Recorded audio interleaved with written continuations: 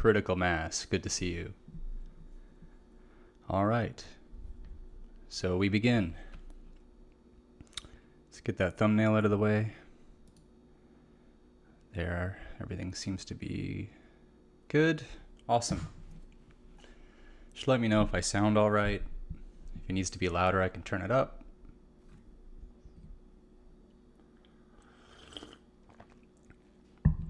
So I got a little bit more for you today than last week. Last week was more casual, but I actually have a bit of things to go through with you today. So, sit back and get yourself some tea and enjoy it. Just see, sounds pretty good, Critical says. Perfect. Well, no use waiting around for anybody. How you doing today, Critical? I will fill you in on what we're going to be talking about today. So in the description, we have the Pride of Ephraim and Slaying the Dragon, which is what I'd originally intended to call it, but not. I just put the dragon. So, the Pride of Ephraim, what is that? Who is Ephraim exactly? Well, we're going to get into that. We're going to go over who Ephraim is. We're going to look at the history to kind of give us a little precedent for the stream, and then we'll flow into everything else after that. And, there's no rush on this. I'll just kind of be getting through it how I see it fit here. Working and listening. All right, cool. AJ's there. Critical Mass. So we got 2 guys. That's more than enough. More than enough people here. Okay, so I see you'll be listening, so you won't see a lot of the visuals. I'll try to keep that in mind. Maybe I can explain things a little more for those who aren't watching. So we can start off with a devotional. I have a devotional ready for you guys. And I have one for the end of the stream as well.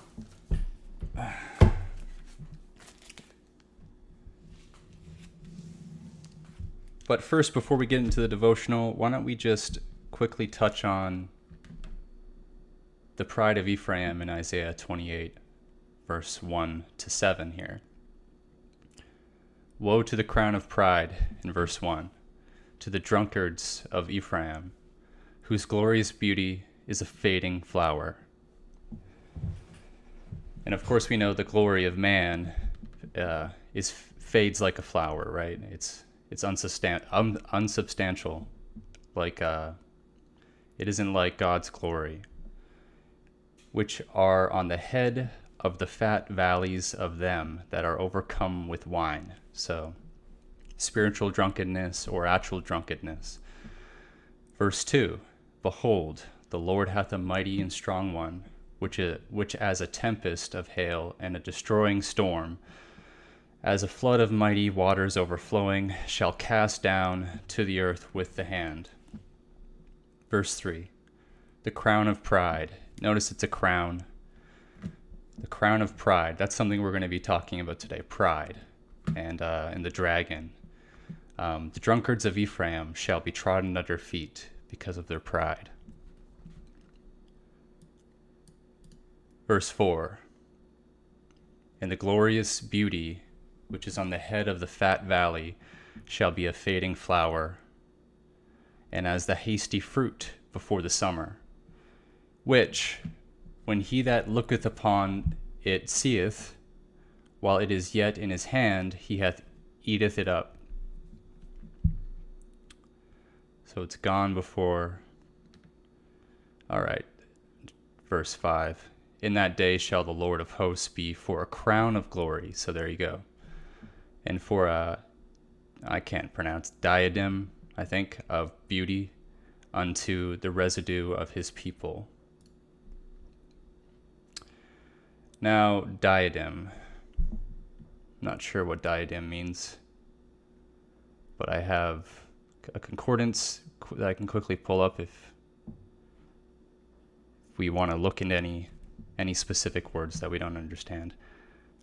In that day shall the Lord of hosts be for a crown of glory. So the people of Ephraim have this problem, and this problem is pride. And the problem is that they've traded the glory of God for the glory of man. And that's not a problem only within Ephraim, but within man. It's just with men in general, right? So in verse 6, and for a spirit of judgment to him that sitteth in judgment, and for strength to them that turn the battle to the gate. And so the glory, that's the glory of God, right? The crown of glory is strength to them who would receive that and not the glory of man. And we're going to be talking about war and warfare and spiritual warfare as well. So this all relates into that as well. So verse 7, but they also have erred through wine and through strong drink are out of the way. The priest and the prophet have erred through strong drink. They are swallowed up of wine. They are out of the way through strong drink. They err in vision. They stumble in judgment. Vision and judgment, those go hand in hand, right? So we're going to be more thinking about this in a spiritual drunkenness kind of way, because we're going to be addressing the dragon. In the Bible, the dragon is Leviathan. And so before we get into the history and go through Ephraim and who Ephraim is, we can touch on the dragon really quick. So Leviathan is first found actually in Genesis, Genesis chapter 3, verse 1. Leviathan is the devil, is the serpent, right? That old serpent. Now the serpent was more subtle than any beast of the field which the Lord God had made. And he said unto the woman, Yeah, hath God said, Ye shall not eat of every tree of the garden. So that last part is something that Satan does a lot, which is that he puts words in God's mouth, and he's always twisting and turning God's word into something that it's not. So that's where you see that. And then a little write-up about Leviathan from some occultic sources, just so we can get an idea from both sides, not just biblically, but also from the other end of things. We read, when Leviathan sneezes, it is like lightning flashing out. His eyes shine like the light of a golden dawn. By his sneezing a light doth shine, and his eyes are like eyelids of the morning. Now that might sound familiar to you, and that's because in Isaiah 45:7, Lucifer's described that way, almost exactly like that. And so we can go to Isaiah 14:12. Isaiah 14:12, and read a bit about that.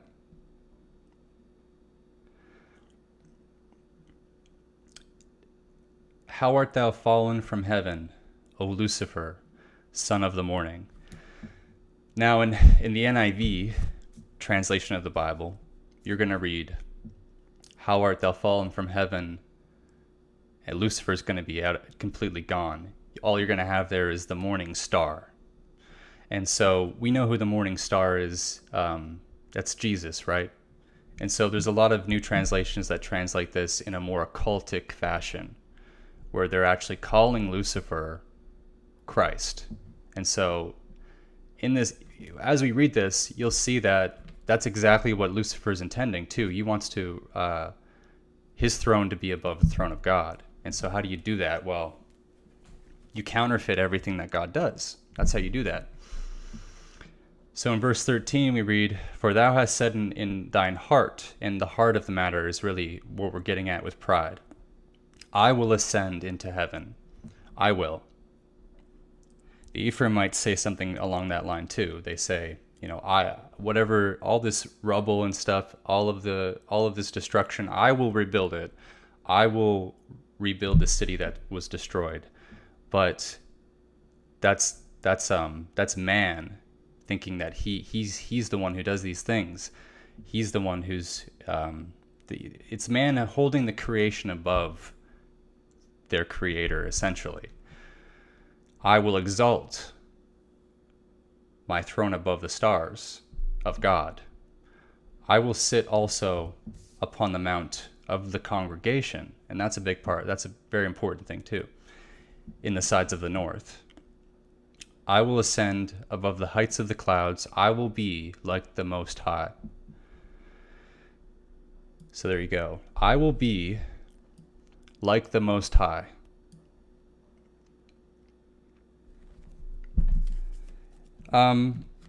Leviathan, the actual word itself in the Hebrew, means to twist, or it means twisted or coiled. And so, as it is in our stories and traditions, an enemy of the light, it makes sense how it appears in our history as a twisted and coiled, like in the symbology of Leviathan. There's a lot of twisted and coiled serpents, and you might think of the Kundalini as one where it's like a serpent that's kind of like a roller coaster almost, and that is supposedly in the heart of the earth. And Satan is the god of this earth. He's the god of this world, and he has all the riches and all the treasures of this world. And so if you want fame and fortune, then you go to the devil essentially, and you sell out, because like Jordan Peterson famously tells you, the dragon hides the treasure. The dragon's sitting on a bunch of treasure. He's actually sleeping on the treasure. So that's another thing about Leviathan, is that Leviathan is a sloth. Essentially, pride makes you slothful because it makes you blind to things that you wouldn't be blind to otherwise if you weren't so blinded by pride. It's kind of like being blinded in anger, where you just see red. You know, it's the same kind of idea. And so we can look at Leviathan and other places in the Bible just to give some context moving forward in this stream. By the way, I do have links in the description for donations if you'd feel obliged or inclined to do that. Then I would appreciate that, because I would like to focus my efforts more online. It's been a difficult year for me, and I don't have a job right now. I'm doing this a lot. I want to do this more though.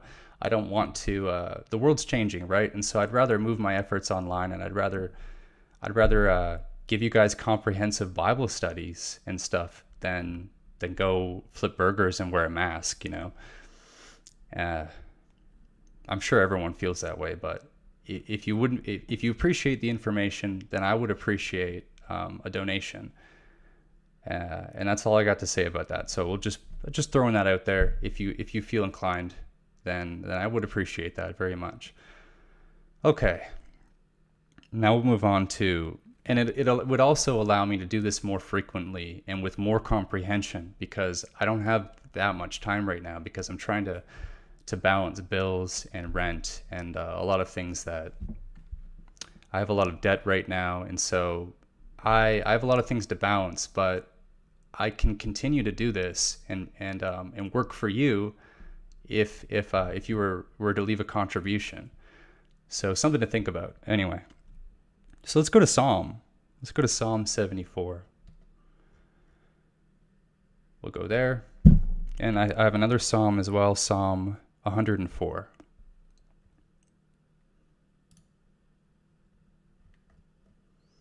And then after this, we'll do the devotional, and then we'll get into the history. Okay, so Psalm 74, verses 13 to 14. Let me just double check that the stream is still working and everything's going well. Oh, hey, Mom. So if you see Sharon Guile in the chat, that's my mom, just so you know. I have no shame. So Psalm 74 verse 13 says, "Thou didst divide the sea by thy strength. Thou breakest the heads of the dragons in the waters." Like a sea monster. By the way, legally, a person is defined as a sea monster. So it's kind of strange, but we can go into that another time. But it's an interesting, this is a very deep subject. And we're going to be going over the surface level. But this at least gives you a chance to go out and discover things for yourself, right? But there'll be a lot of information in here today that you wouldn't get anywhere else, especially right now. So 14, thou breakest the heads of Leviathan in pieces, and gavest him to be meat to the people inhabiting the wilderness. Interesting, right? Why would they have Leviathan for meat in the wilderness? And what wilderness is this talking about? There is a context here for wilderness. It's the wilderness of the Israelites, but that is multidimensional, because there's a wilderness in the fourth dimension, which is the imagination, and that is a wilderness in of itself. And so when man is caught up in vain imaginations that the Bible talks about, that's in the fourth. That's all taking place in the fourth dimension, because the spiritual realm is in the mind. It has to do with your will, and something else that I'm forgetting. But I believe it's mind, will, and emotions. Actually, I think that's what the spiritual realm is. So, yeah, we'll move on to Psalm 104 now, because we're just kind of going through these to show you where the serpent Leviathan is kind of located in the Bible. And we're going down to verse 26 here in Psalm 104. So again, with the sea, here we have, there go the ships. There is that Leviathan, whom thou hast made to play therein. So play. That's interesting. When I think of play, I think of a game, which is a very Masonic idea. And so Leviathan, there is that Leviathan whom thou hast made to play therein. And we'll go to Revelations now. Chapter 20, verse 2.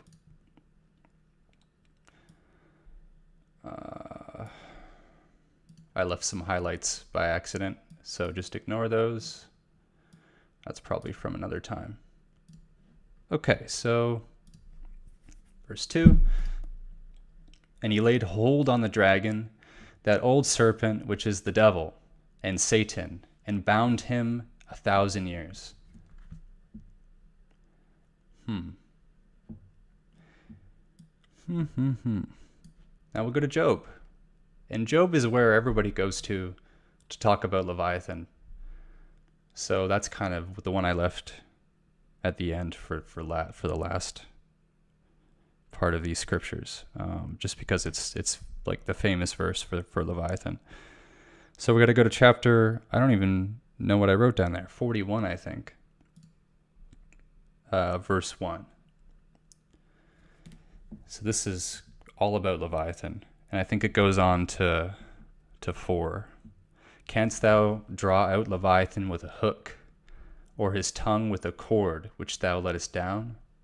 Canst thou put an hook into his nose, or bore his jaw through with a thorn? Will he make many supplications unto thee? Will he speak soft words unto thee? Do you hear that? Does that remind you of the subtle serpent in the Garden of Eden? Verse 3. Will he make many supplications unto thee? Will he speak soft words unto thee? Verse 4. Will he make a covenant with thee? That alarm bells should be going off right now.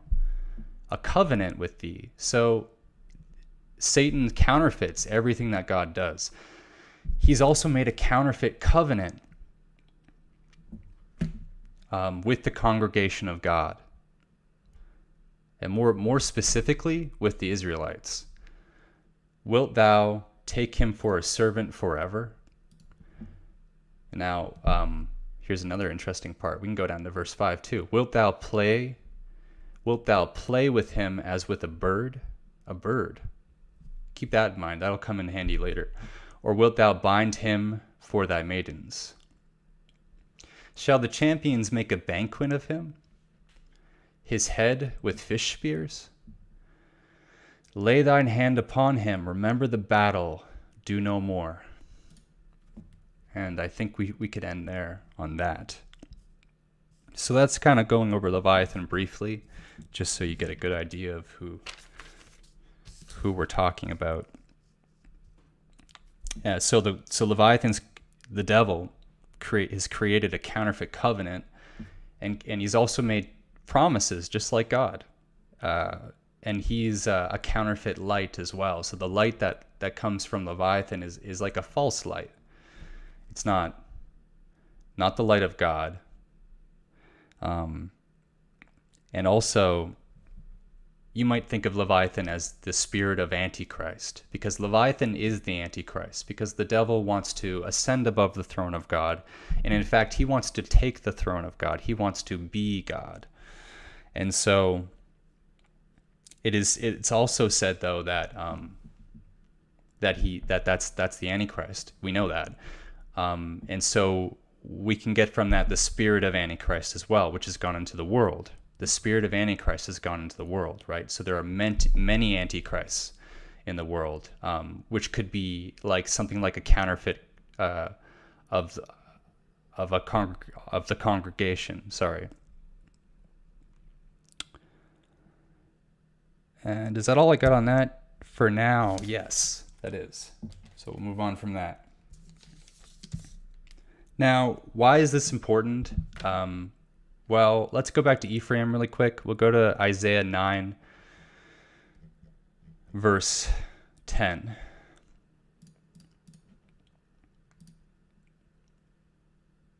What does this have to do with Ephraim? Well, we know that Ephraim has an issue with pride. And so this is what I was talking to you about before. We'll start here. So not verse 10. I guess we could start back in verse 8. The Lord sent a word into Jacob, and it hath lightened upon Israel. And all the people shall know, even Ephraim and the inhabitant of Samaria, that say in the pride and stoutness of heart. So again, in the heart. And the stoutness of heart, that reminds me of like a hardening of the heart. And so why is this so important? Well, when the Elijah comes back, he's supposed to turn the hearts of the fathers to the sons and the sons' hearts to their fathers. He's going to soften the heart, right?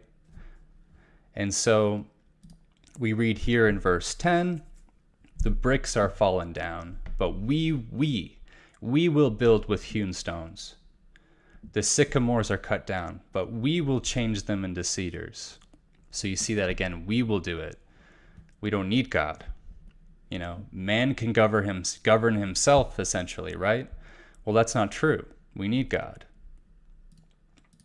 And what does God say, therefore? Therefore, the Lord shall set up the adversaries against him and join his enemies together. And so we'll end on that note with that. Now we're going to get into some history, okay? Because we have some video clips to go through where it'll be a little more entertaining, I guess. But first we got to get through some history. And so in order to get through this history, I think I'm going to pull up a map, because at some point I'm going to need to go over the map, just so you guys can get a good visual. And I apologize for people who are listening to this at work and you don't have time to look at the visual. You can watch it on replay. I'll try to describe things as best I can. But so here's a map. And Georgia, where you see Georgia there, those are the Caucasus Mountains, okay? So where you see that little thumbnail or whatever, the checkpoint. I just have that there to as a kind of landmark for where the mountains are. Okay, so let's get into this. We have 900 words in English from ancient Hebrew. Modern Hebrew, wasn't invented until the 1800s. And that's important because it's important to understand that the English language is from ancient Hebrew, because some people will try to say that, well, that's modern Hebrew, and that's not true. So, for instance, the Hebrew word brith, which is spelled Brith,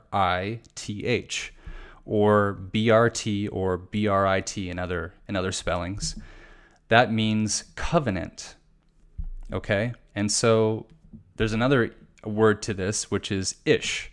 The ancient Hebrew word ish, which means man. Now, if you put these two words together, and you have British, of course, the English word British, right? The English. Well, that means covenant man, or promised people. It's also translated as promised people. So you have two translations there. You have covenant of man, or man of the covenant, and promised people, or people of the promised. Now, England is a little different, because England comes from the Gothic word Angland, and that just means God's land. But the Goths were Christian. But not only that, they were Arian Christians who had a Bible as early as about 383 AD. Now, what do I mean by Bible? Well, they had portions of the Bible. They had 2 Corinthians. They had portions of all the Gospels. They had Paul's letters. They had Ezra, and they had Nehemiah. So there's a substantial amount of doctrine there that they would have had. But God made a covenant with the seed. So we're going through history here. We're going through history for Ephraim. We're coming up to who the Ephraimites, who are they? God made a covenant with the seed of Abraham, Isaac, and Jacob. So Jacob, as we know, is the father of Ephraim, right? Who had his name changed to Israel by the angel of the Lord that he wrestled with at Jacob's ladder, or at the Stargate, you might say, where he saw the angels ascending and descending on a ladder, and we call that Jacob's ladder. And so he saw the gate of heaven, essentially. And so he had his name changed to Israel, but biblically, Israel, after that, is never mentioned in the Bible beyond the natural meaning of the word. And so it always refers to physical descendants, or the physical ancient Israelites at that time, or the physical descendants to come after that, the physical ones. So there's no such thing as spiritual Israel. Now, what there is a spiritual war, right? We have a spiritual war that's being fought with physical consequences. But there's no such thing as a spiritual Israel. There's a physical Israel. There's a spiritual war with physical consequences. Now we'll go up here. Oops. I have to adjust that in the other window. Okay, let's move up here really quick to the United Kingdom. Alrighty. Okay, so the British Isles, or the Isle of Man, which contains 2 main islands, okay, with a number of small ones. England, Scotland, Ireland, and Wales. All right, we have in front of us here. Now, how we've been identified in the past has been mostly dependent upon politics. So there are different contexts to work with here. But what we can do is we can work with Ireland for a second. So Ireland, for example, as a context, the Irish, they were never singled out in an identity politics game until Darwin, essentially, until Darwin made a false racial discrimination against the Irish based on based on the evolutionary idea, right? And so he considered the Irish as basically inferior to Black Africans. And so the Anglo-Saxons have always had a superiority complex in regards to their standing and the Irish's standing, and that's all because of evolution, essentially. Now, I wanted to bring on a guest. I wanted to bring Garland on to talk about identity politics and evolution, and why those things are just plain stupid. But he has an American Thanksgiving tomorrow, and I didn't even clue in because, I'm not hip to all the different holidays and stuff like that. I generally ignore them. So I apologize, Garland. Maybe we can have you on next time on the casual stream, and we can talk about that casually. So next week, obviously, at 4 p.m. on Wednesday, we're going to be having a more casual discussion. But this is kind of an overview of what this YouTube channel is all about as well. So this is important information for me to give you in that regard. So the point being that evolutionary science won't allow the truth to be told about our shared heritage. And so it's important to understand that it's Jay's science and not necessarily the best science that we have. So, I mean, if you just say, well, it's science, that doesn't mean anything, because there's varying opinions in science, okay? And science, of course, comes from the occult. And that's where our focus is going to be more on the symbology and the occult in this stream, and less on the more scientific aspect of things and evolution, which I was hoping to get in with Garland. But thankfully, we've actually, for the most part, as British people, kept record in the spirit and practice of precept upon precept. And that just means that we've practiced precept upon precept like a principle. It's a principle in the Bible, but it's also something that we've practiced in layering our history. So if you go to the surface layer, you'll see all this information in symbols. And we can go through some of those symbols if you want later on. I have some of them loaded up, but other ones I'm going to have to just talk about because I couldn't load them into the Streamlabs. I have so many things loaded up in Streamlabs that it started to bottleneck the program, I believe. So yeah, thankfully we've kept record in the spirit and practice of precept upon precept. And so we've actually had an oral history, kind of like the Talmud, but more passed down from generation to generation. And because we used to keep our family records in the Bible before birth certificates. And here, I'm going to take a sip of tea, 1 second. If I sound nervous, it's because I am, but I'm going to plow through it. So we've had our own oral history, and I first learned about all this from my own family. And so I didn't learn about this stuff online. You can hardly find any of this online. And so a lot of this is patchwork from memory, and also from online studying and biblical things. We have been, my point is that we have been the keepers of our history, our family history, but also our people's history.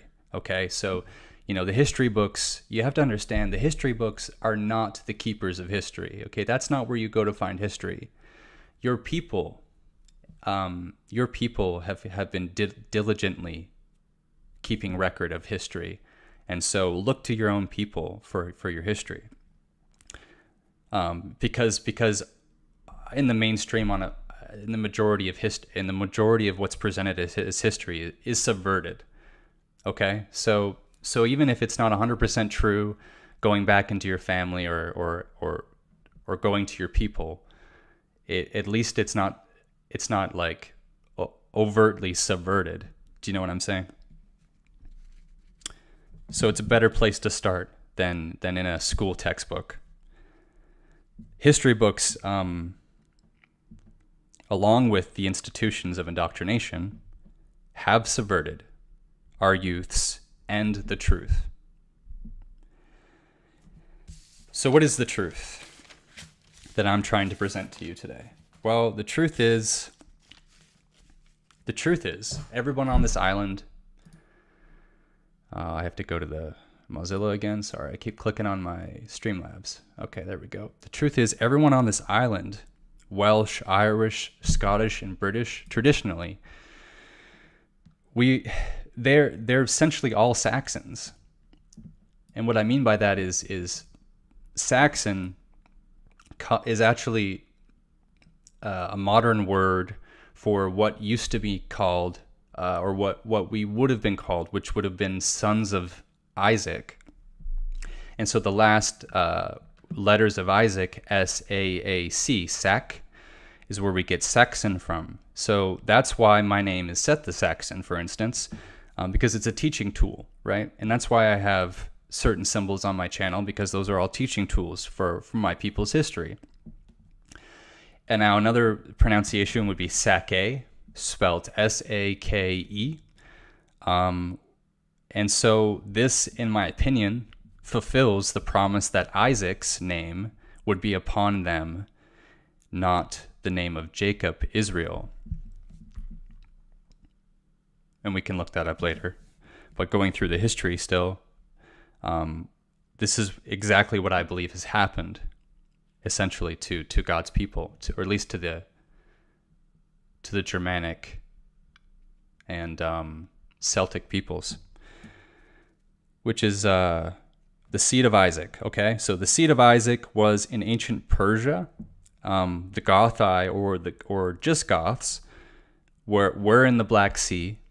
After about 2 million sons and daughters of Isaac, women and children, migrated north, which we can go over right now. If I can get my windows to work. Okay. Oops, sorry. Where'd I put my marker? There it is. So here are the Caucasus Mountains. And right beside the Caucasus Mountains, so that's my little checkpoint, and beside there we have the Black Sea. Now, an interesting point to note is that Georgia, the coat of arms of Georgia is actually Saint George, who's slaying a dragon. Something to keep in mind for later. So here are the Caucasus Mountains, and here's the Black Sea. So they migrated north predominantly. These were Israelites from the northern kingdom of ancient Israel. Now, the northern kingdom was about 10 tribes, minus Benjamin and Judah. And so the southern kingdom predominantly had Judahites and Benjamites. So the northern kingdom, Manasseh and Ephraim is where we're kind of going to be looking at, more specifically Ephraim, but Manasseh is a part of this. So Manasseh and Ephraim were a part of this migration of about 2 million Israelites who weren't soldiers. It was documented that they left with women and children and all of their belongings because they were desperately looking for a new homeland.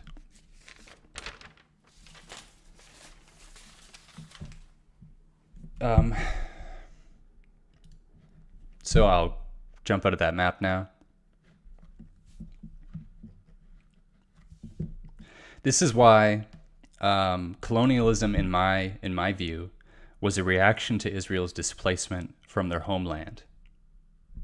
It was a reaction to Israel's displacement from their homeland, disconnection from their relationship with the Father, and disassociation from his covenants with them.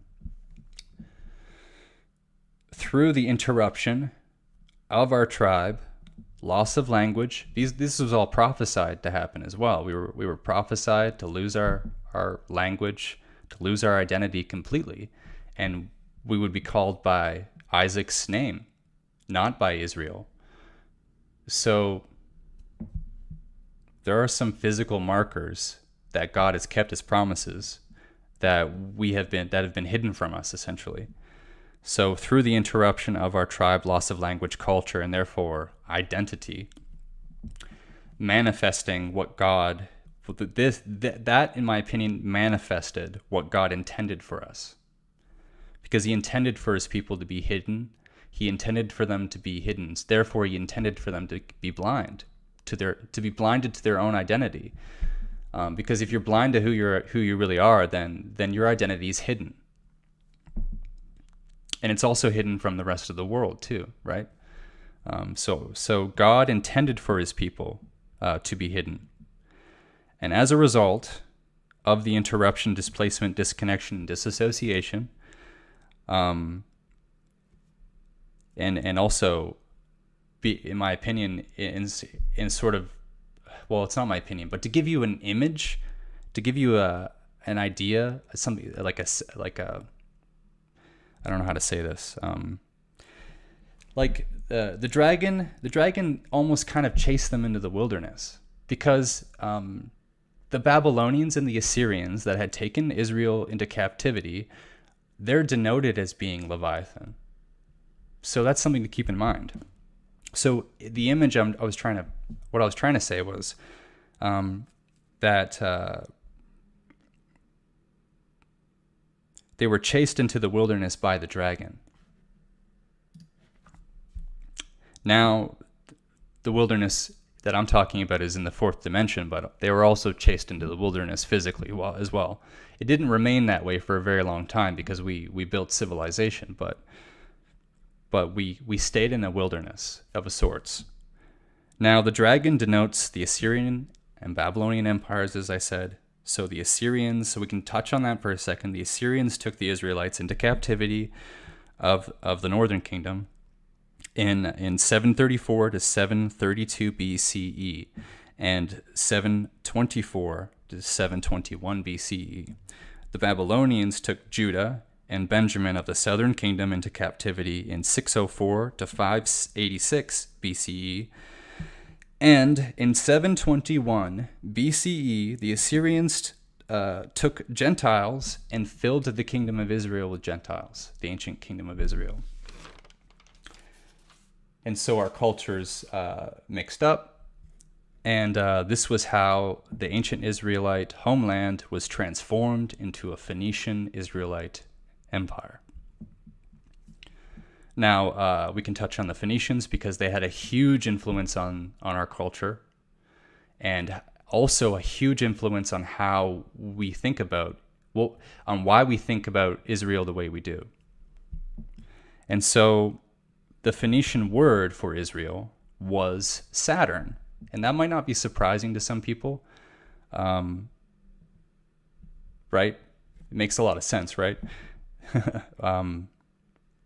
And so they worship the dragon, essentially. They worship the dragon and were definitely not the covenant people. So their Israel was Saturn, and Saturn, that's the transfigured Isis out of the black cube into the golden Isis. It's a counterfeit resurrection. It's a counterfeit Christ. Why do you think in Zeitgeist there is a Christ story, death, burial, and resurrection in almost every culture?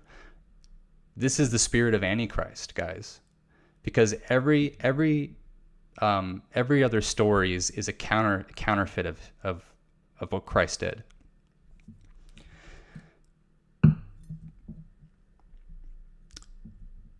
There's more to that, but we'll touch on that later. So this was Solomon's empire, really. Basically, this was Solomon's empire, which had been an international empire.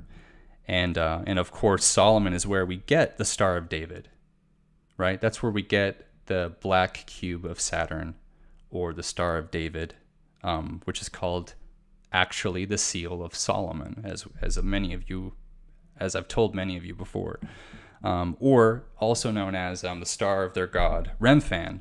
Now, Remphan also translates to Saturn as well. So they're interchangeable. Remphan, Saturn, Israel, and the Phoenician, that's all interchangeable. And it's also interchangeable with Baal and Moloch. And they used to sacrifice their children to Baal and Moloch. So it touches on modern times more than we think. So that's what I call counterfeit Israel. So this kind of gives you the building blocks for how counterfeit Israel came to be, which is like a dragon, as I was trying to say before, waiting to swallow up the children of Israel, the true children of Israel. Now, dragons require human sacrifice, traditionally, much like Moloch, Baal, and Remphan, right? Who the pagans would offer up their children to be burned in sacrificial ritual, right?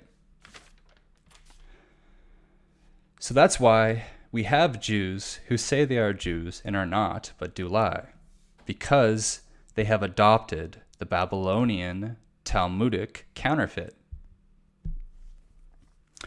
Essentially, they have hijacked our identity.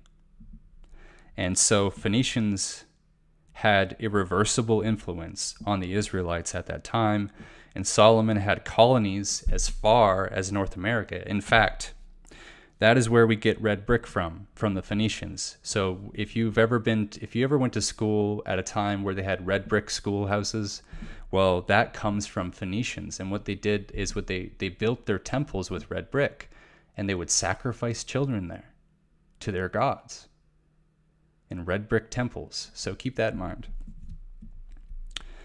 So migrating north, the 2 million sons of Isaac who heeded the prophets and voluntarily left ancient Israel to avoid further captivity, flowed through the Caucasian mountains and crossed the Black Sea.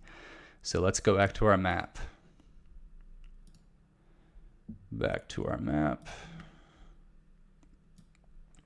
So here's Georgia. Remember I told you the coat of arms of Georgia there was St. George slaying the serpent. And right beside here, we have the Black Sea.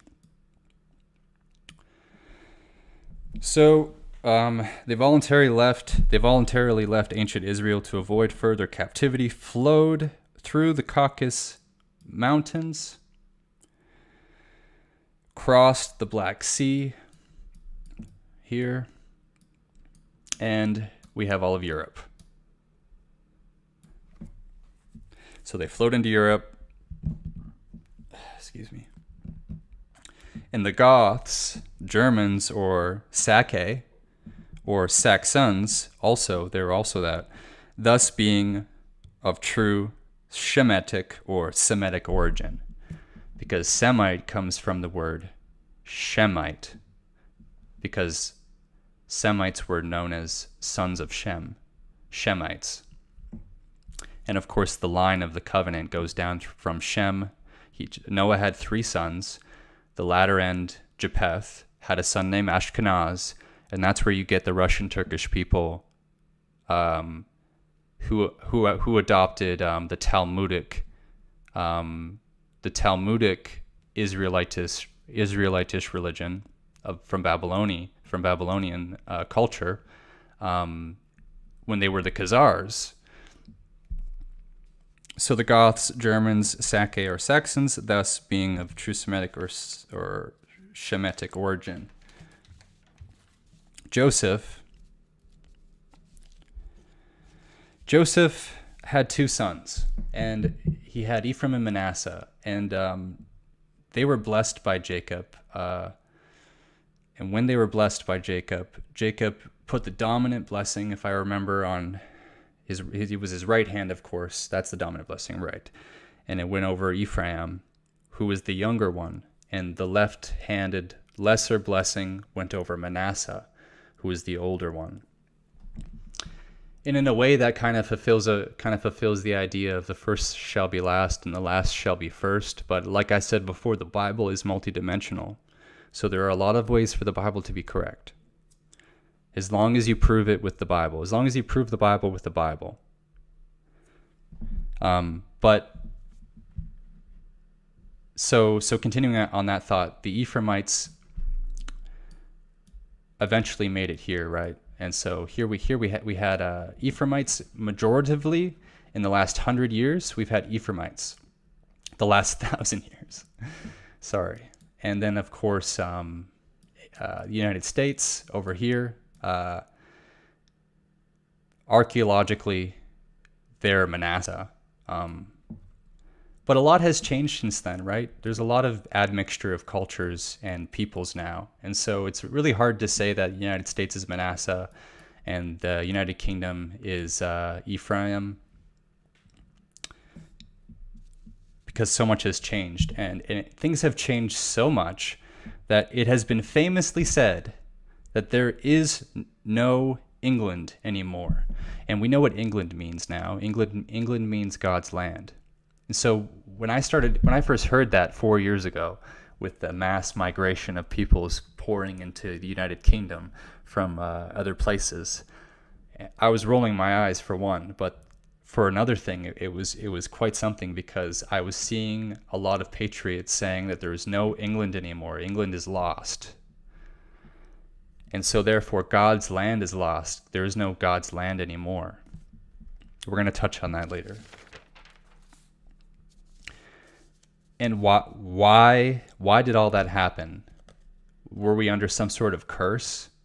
Why wasn't God's blessing upon us? Well, we're going to be addressing pride, of course, and we went over that near the beginning of the stream. Why God allowed the enemies to overtake Ephraim in their pride. We compromised. We compromised to pride. And compromise in general is something that even Jesus hated, because those were the deeds of the Nicolaitans, which were the deeds that Jesus hated. We compromised. So the blame is on our shoulders.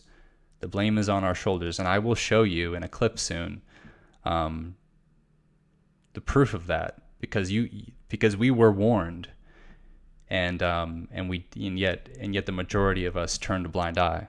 So we compromised one too many, essentially, and became compromised ourselves, like a spy, let's say, who's blown his cover, right? Which is like being hidden. And that kind of ties into James Bond. So, when did we become so submissive then? Christians are mostly, I think, afraid to stand on their Bibles because they don't believe it's true. It's like the perfect word of God. They don't believe that God has kept his promises. They don't believe in God. That's why they can't stand on their Bibles, because they're not really Christians. They don't have any faith, let alone you know what I mean? They have no faith. They're not really Christians because they can't firmly stand on the word of God that was preserved for them and was promised to be preserved for them. And of course, I like to read the King James Bible, not the Oxford text in the 1800s, but the one that predated that in the 1600s, the Cambridge text, which was created by King James, or at least formulated, and he brought the people together to translate that. And he was an interesting man.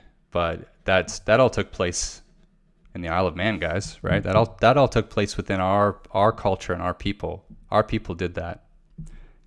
So that to me is another example of God's hand being on his people.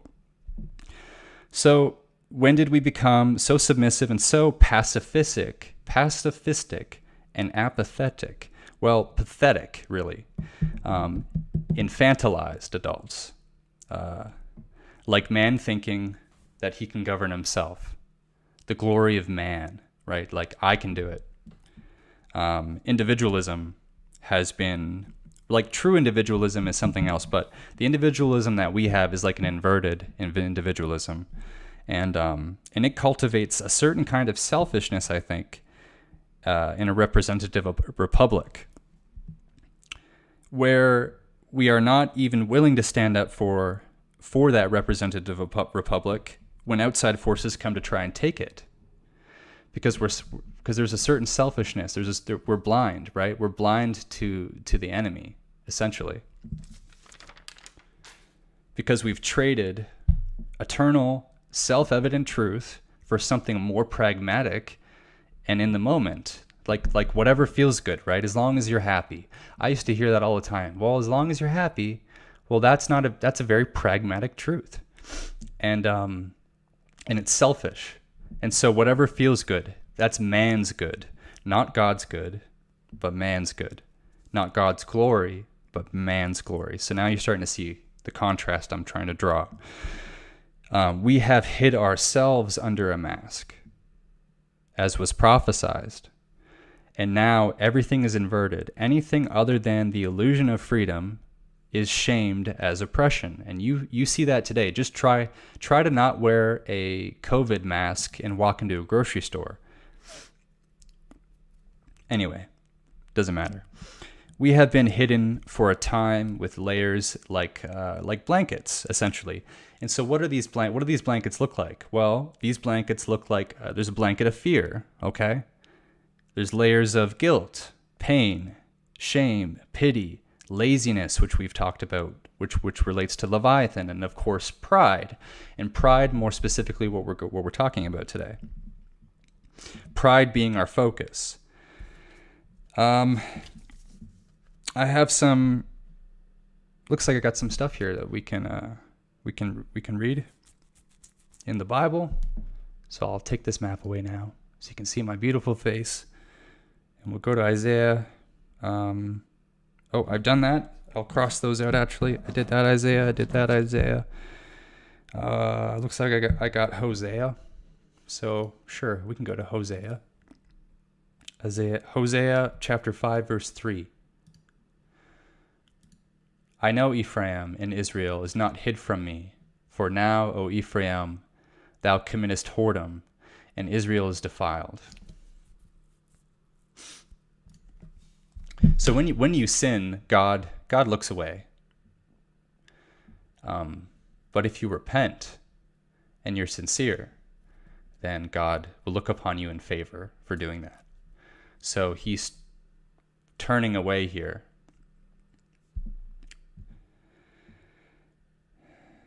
Okay. And the next one is 2 Chronicles, but this is what I was talking to you guys about just now, about repentance. In 2 Chronicles chapter 7 verse 14.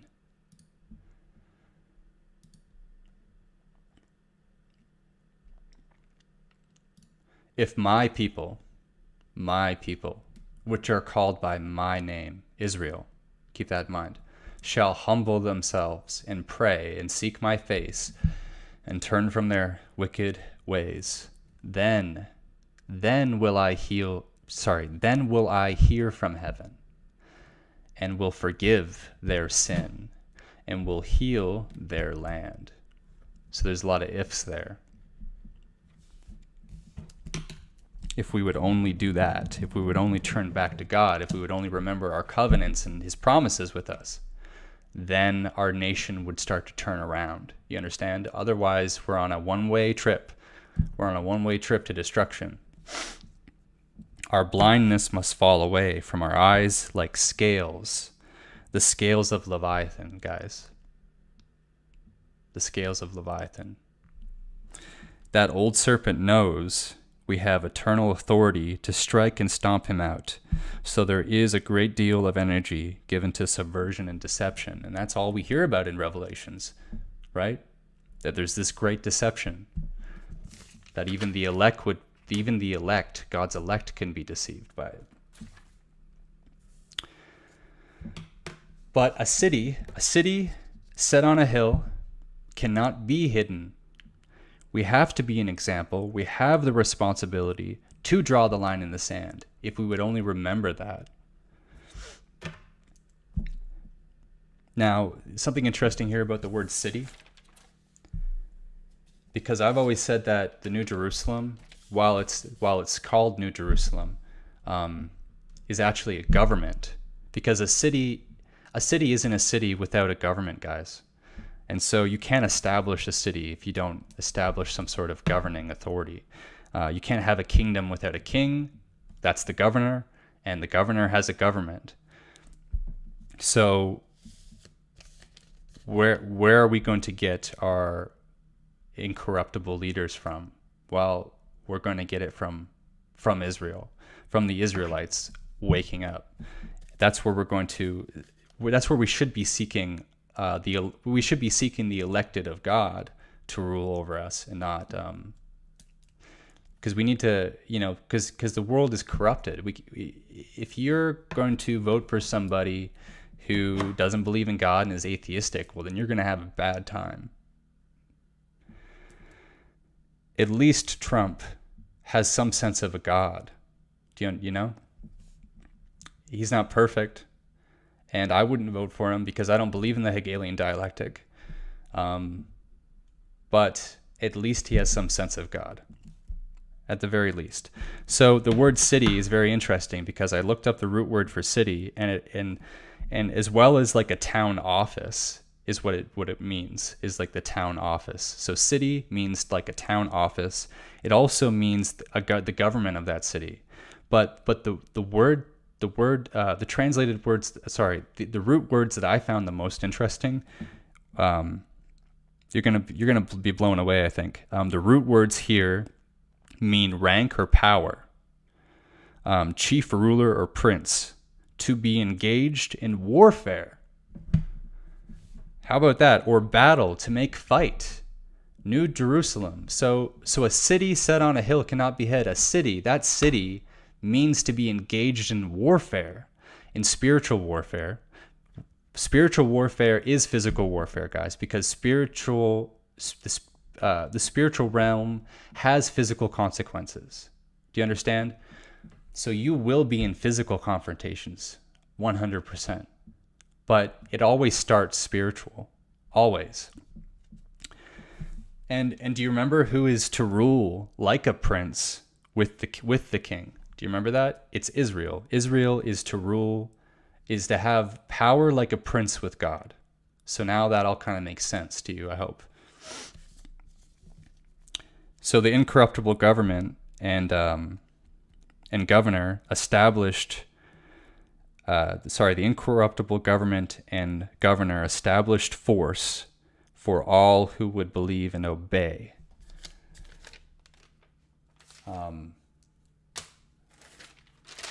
Done, period. So now we're going to look at the dragon cult or the death cult, or this goddess worship stuff, which is all the same thing.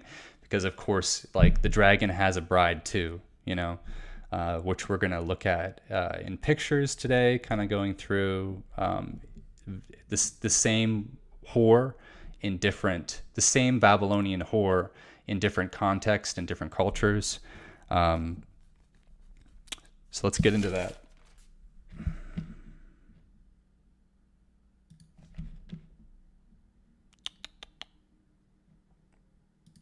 First, though, I can go over this. So this is something that is on my YouTube channel. It's a part of my symbol. That's Archangel Michael, and that is something like a serpent or a devil or a wing. See, that's like a winged bat or something like that. So Archangel Michael shows up freaking everywhere in different interpretations, in different contexts. He shows up in Lord of the Rings as Gandalf. That's kind of interesting. So there's a Catholic spin on in a fantasy world, in J.R.R. Tolkien's world that he made. And Archangel Michael is also Saint George, and he is the defender of his people, Israel. Much like Saint George, we're going to be going over the Saint George story in a bit, so I think I'll hold off on that. But just so you know, Archangel Michael is like something like Saint George, okay?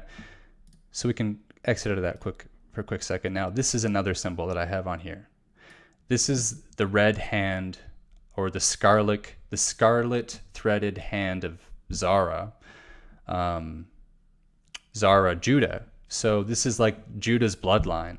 So what this hand means is is a lawgiver's bloodline, okay? And this is where the idea of the divine right to rule comes from, okay? Of course, there's conditions to that, and they'd never met those conditions, but there was also unconditional promises that God made to the line of Judah as well, that the scepter would never depart from them, that there would always be a ruler under their feet. And so that was an unconditional one, but the conditional promises have not been kept. And so we have corrupted leaders, essentially. We have corrupted rulers. There's another story of the Red Hand of Ulster and of two kings who raced towards the land, and one cut his hand off and threw it to shore, and that became, so then he could claim the land essentially, and that became the Red Hand of Ulster. But that's just a fake history. That's like a made up story. The biblical story behind the hand is what I just explained to you. It's the red hand, the scarlet threaded hand of Zara, or the lawgiver's bloodline. Okay, done. Okay, and here we have the Union Jack of a sorts, modified. Ireland, Scotland, and England. Now the red hand, I forgot to mention that the red hand, this is not Judah for me anymore. This is like the Levites for me. So the Levites are supposedly whales, and so I put this into my symbol thinking that it would give give whales something, because supposedly Levi is supposed to they're supposed to resurrect the law in Israel, and because Judah ran away after the strange woman that we're going to talk about later, that we have been talking about first. Judah committed whoredom first. That's Solomon, guys. And we talked about Solomon, we talked about the Phoenicians. And so I don't think that they're worthy to rule anymore. And it's actually in the Bible, they're not. It's the responsibility has been placed on Levi now. And so this is the Levi, the lawgiver's bloodline for Levi. That's how I would describe it, you know. And then of course the Union Jack with I put the green in there for Ireland. So then you have Scotland, England, Ireland, and Wales, and the Archangel Michael, all represented in one symbol for our people. Normally there would be the shield of David in the center, but I just went ahead and put an actual shield there because I don't want to be associated with the Star of Remphan, and that's all associated with the counterfeit history anyway of our people. So we need to start getting rid of these symbols that have infiltrated into our culture, and revamping these things. So the Union of Jacob is what this is called, or the Union Jack, as is called in modern times. And that's because when Jacob blessed Ephraim and Manasseh, he did this, and so you get the Union of Jacob from that. Okay? Next, we have it all together in one symbol now.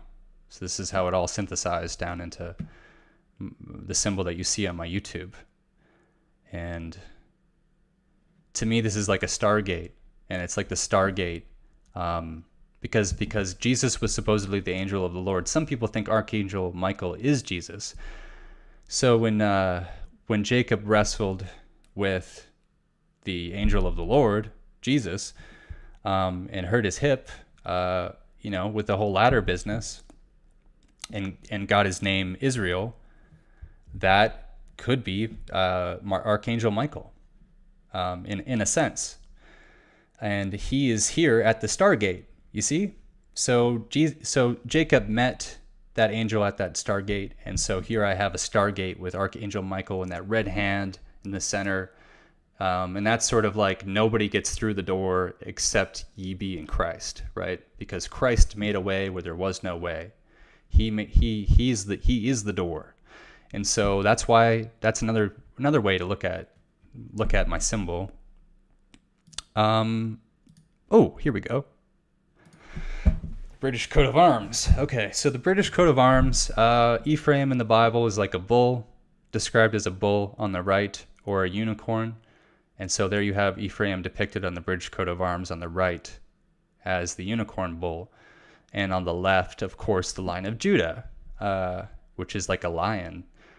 And I've always felt it was kind of strange that Ephraim had a crown around his neck like a collar and chains running down each side. I don't know why that's like that, but if I were to make a symbol like this, I certainly wouldn't put Ephraim in chains. So I wonder what that's all about. And of course we have the crown and the fleur-de-lis. Now the fleur-de-lis that's like a trident, guys. And another symbol that we find in English history is the trident along with the harp. And now you're going to see a harp right there in the left corner of the shield.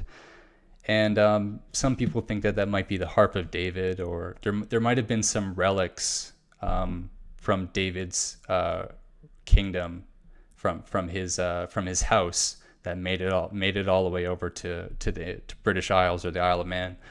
I don't know if that's true or not, but it's interesting nonetheless that it's coded in our symbology for our people. Okay, now things are going to get a little more entertaining. Let's start with Ian Fleming. Boom. There we go. Okay, so why isn't Ian Fleming's bio coming up? So, of course, in my thumbnail, I have Bruce Lee, which we're not going to talk about. The only reason I have him there is because, like, Enter the Dragon and, of course, Pride, Bruce Lee. It's a good example for those, for dragon kind of symbol, and also Pride symbol. And then I have on the right, I don't know if you noticed in that thumbnail, was Sean Connery. And, of course, he's recently passed away. And so there's another reason why I'm touching on this subject, because Sean Connery's passing, and this dealing with the dragon and pride in our people's history. Okay, now let's go look at who wrote the James Bond books. This guy, Ian Fleming. We can read a bit about Ian Fleming. Ian Lancaster Fleming was born May 28th, 1908. He died August 12th, 1964. He had poor health, I guess, because he smoked and drank a lot, which isn't uncommon for Ephraimites or the Irish in general, but our people in general, for sure. He was a British author, journalist, and naval intelligence officer. I don't know if you could. Oh, you can see the naval intelligence. Can you guys see the naval intelligence thing when it pops up? Because I wasn't sure if I was capturing this window in Streamlabs, if the links wouldn't come up. So if you see, anyway, it doesn't matter. But if you can see it, it's the Red Cross of St. George with the Union Jack in the top left. And I'll just read it off to you. The Naval Intelligence Division was created as a component of the Admiralty War Staff in 1912. It was the intelligence arm of the British Admiralty before, am I saying that right? Admiralty, before the establishment of a unified defense intelligence staff in 1964. Anyway. You get the gist of it. So he's best known for his James Bond series and spy novels. Something to note about James Bond was that James Bond, the character, was crafted after the idea of St. George, because St. George was the ideal Englishman. He was the ideal Englishman. And so James Bond was the ideal British man. And there are reasons for that we'll go into later. Okay, so because of Ian Fleming's interests. Fleming came from a wealthy family connected to the merchant bank Robert Fleming and Co., and his father was a member of Parliament for Henley from 1910 until his death on the Western Front in 1917. Educated at Eton, Sandhurst, and briefly the universities of Munich and Geneva, Fleming moved through several jobs before he started writing. While working for Britain's intelligence division, the Naval Intelligence Division, during the Second World War, Fleming was involved in planning Operation GoldenEye. Operation GoldenEye, that movie is James Bond is trying to stop this guy from going and trying to take all this gold from the Fort Knox or something, and the only reason why I'm bringing that up is because dragons and gold and the story of St. George was also known as I think the golden what was it, the golden something. Maybe I can find it. It was known as...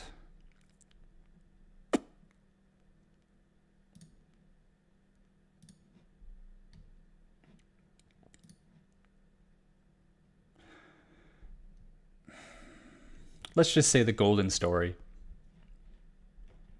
Doesn't really... You can find it. You can find it on your own if you really want it. Moving on. Fleming was involved in Operation GoldenEye, and in the planning and oversight of 2 intelligence units, 30 Assault Unit and T-Force. His wartime service and his career as a journalist provided much of the background detail and depth of the James Bond novels, and that's all I really wanted to prove and show you with that. He was a patriot and a little right-wing. Okay. Now let's move on. We'll move on from Ian to St. George and the Dragon. So here's the story of St. George and the Dragon in different cultures. Kind of like the story of Christ. The Georgian. Which if I run down here really quick, I can show you that Georgia's coat of arms. I think it was here somewhere.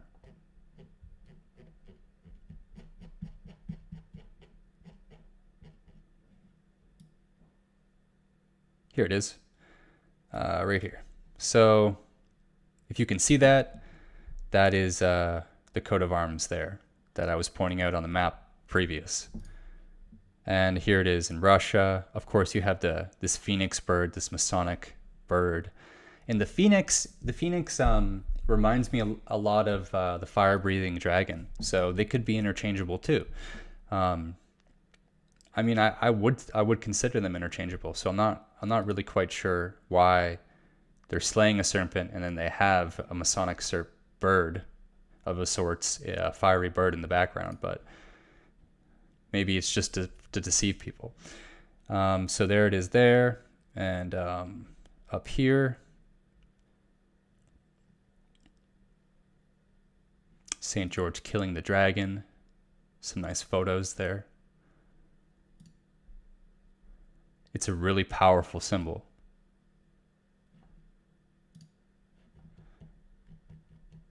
Here we find it in Russia. Here we find it in Greek. Here in, like I said before, and Western culture as well. The legend of St. George and the Dragon tells of St. George died 303, taming and slaying a dragon that demanded human sacrifices. The saint thereby rescues the princess chosen as the next offering. The narrative was first set in, oh, that doesn't really matter. Okay, so here we go. It was known as the Golden Legend. Okay, so I said golden story, but legend, that sounds way cooler. Known as the Golden Legend.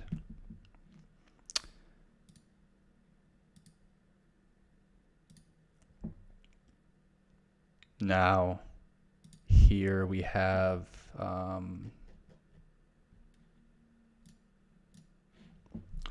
what I was talking to you about in the occult, the coiled serpent, Leviathan, or twisted serpent, twisting around the pillars because Freemasonry is the middle path. And so you have the left wing and the right wing, or the left wing of the bird and the right wing of the bird, the phoenix or the dragon, whatever. You've seen this as a medical symbol, of course. And I'm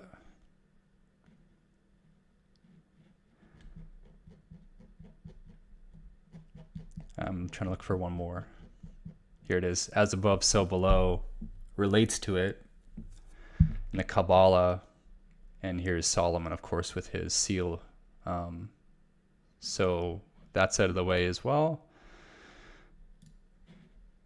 Next, we can go through some clips here. So let's start with the first clip on the immigration issue with Enoch Powell and Dick Cavett. Now, there was a copyright on this video, but it didn't say it affected anything. There might be an ad that plays, not on this video, but maybe in the live stream. So just keep that in mind if all of a sudden an ad pops up, or I'm sorry if the stream gets cut off. I was saying, to Mr. Powell, it was said, for example, that you became the hero of the skinheads, who... Of the skinheads?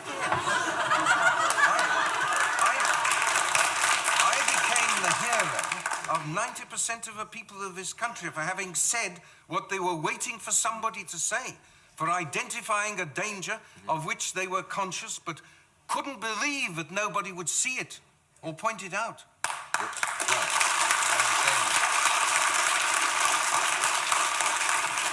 And I still am. And you still are. But, I mean, there was a certain amount of...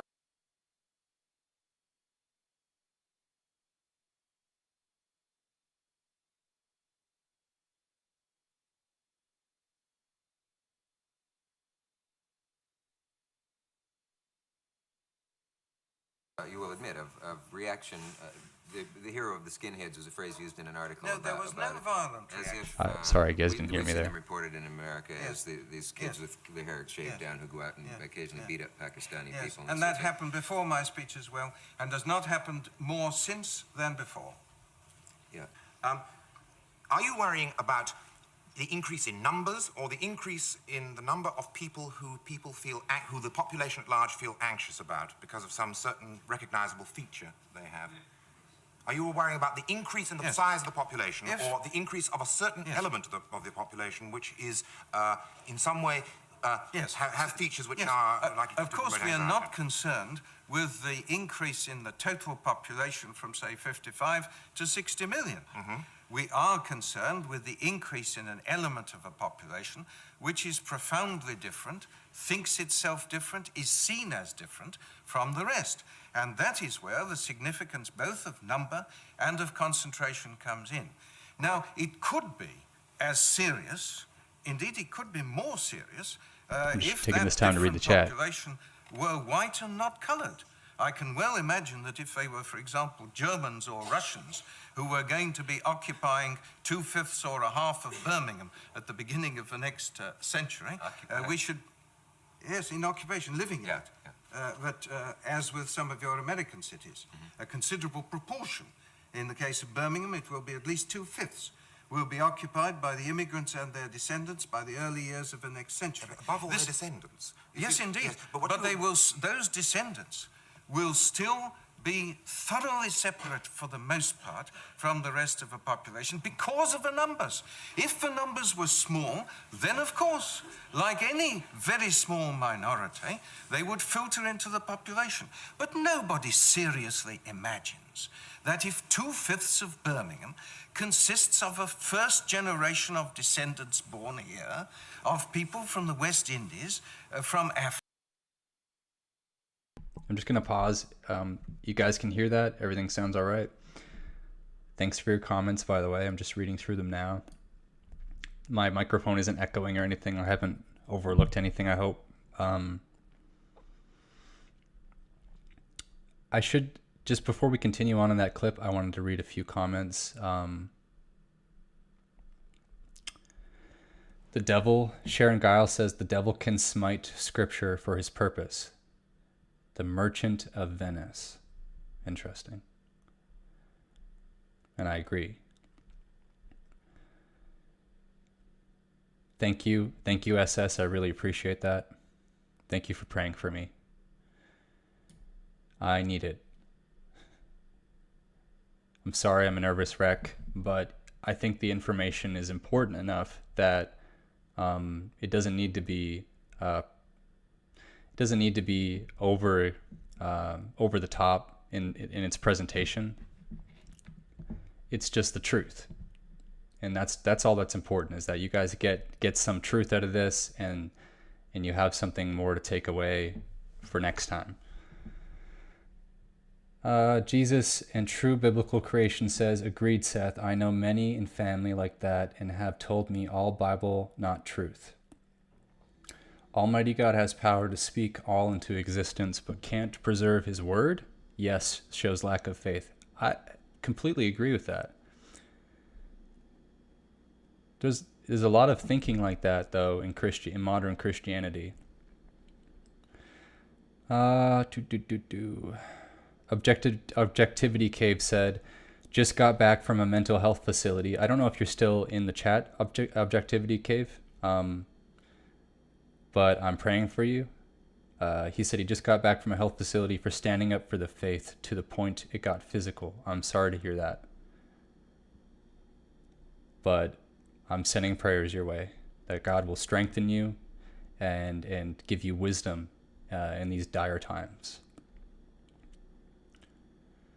Okay. Paul says, for eyes to see and ears to hear. Paul, you always say that, but you're not wrong. It is the glory of God to conceal a thing, but the honor of kings is to search out a matter. Well, that's very true.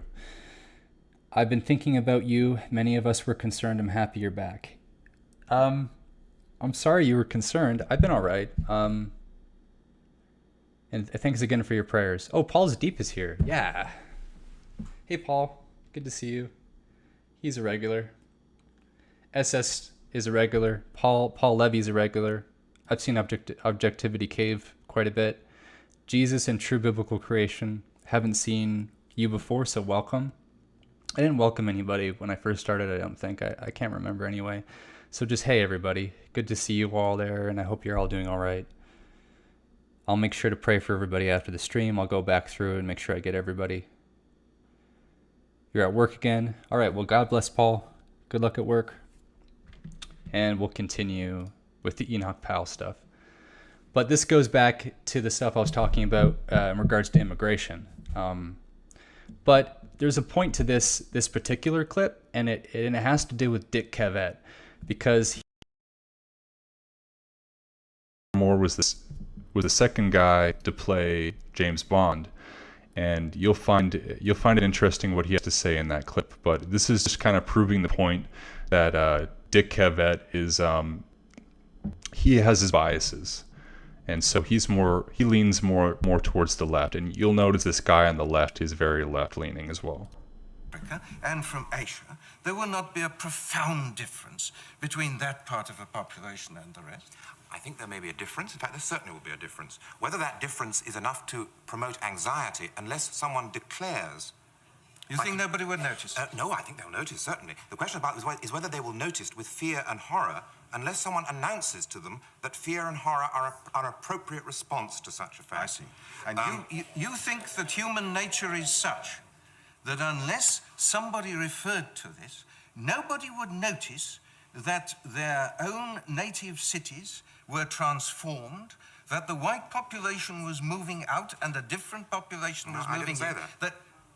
Well, you think then that it would be noticed, but that it would not merely be tolerated, but would be taken as a desirable or acceptable development. No, I didn't say that either. Well, that is what you have to say. That is what you have to say. If this is not to be a problem. No. Would you then have to admit that if all of the immigrants that are in question here were white Anglo-Saxon Protestants, you would be less exercised over this subject than you are? But they're not immigrants. Those wouldn't be immigrants, would they? If there were an influx of an equal number of white Anglo-Saxon Well, if the population's the same, the population's the same. A problem doesn't arise, does it? No, I think I'm stating the question clearly, aren't I? Isn't it, I forgot to say hi to Rose. Hi, Rose. God bless. Logical, conceivable, probable that part of your concern is the difference in culture of these people and the difference in race. Well, That of course, if there were we no talking- difference, there would be no problem. Of course. If there were, well, If you are worried, and they are worried, about the arrival of a group of people in the culture who, by reason of differences of behavior, are going to represent a Just notice for a second how they can never actually address what people are coming over. They have to say, "Oh, a group of people," or some, or just any people. If a group of people came over here, like they can't ever directly point out what exactly is going on, or identify who it is that they're talking about, because that's kind of like that's just a theme that you're going to see, that you've probably seen in this clip already, where is Enoch Powell is trying to just identify the problems and be plain and blunt. We'll continue on, I guess. stress upon that culture. I'm very surprised that one of the other forms of immigration, one of the largest influxes that has ever occurred in the history of this island, which has occurred in the last 25, 30 years, It's actually occurred in the last 4 years now, with the mass migration of hundreds of thousands, if not millions of people by now. as a result of the introduction of antibiotics. It's the influx from the land of the dead, who are not usually recognized as such, an extraordinary proportion of people who are now allowed to live beyond ages which, as a result of diseases of the chest and cardiovascular system, they would not.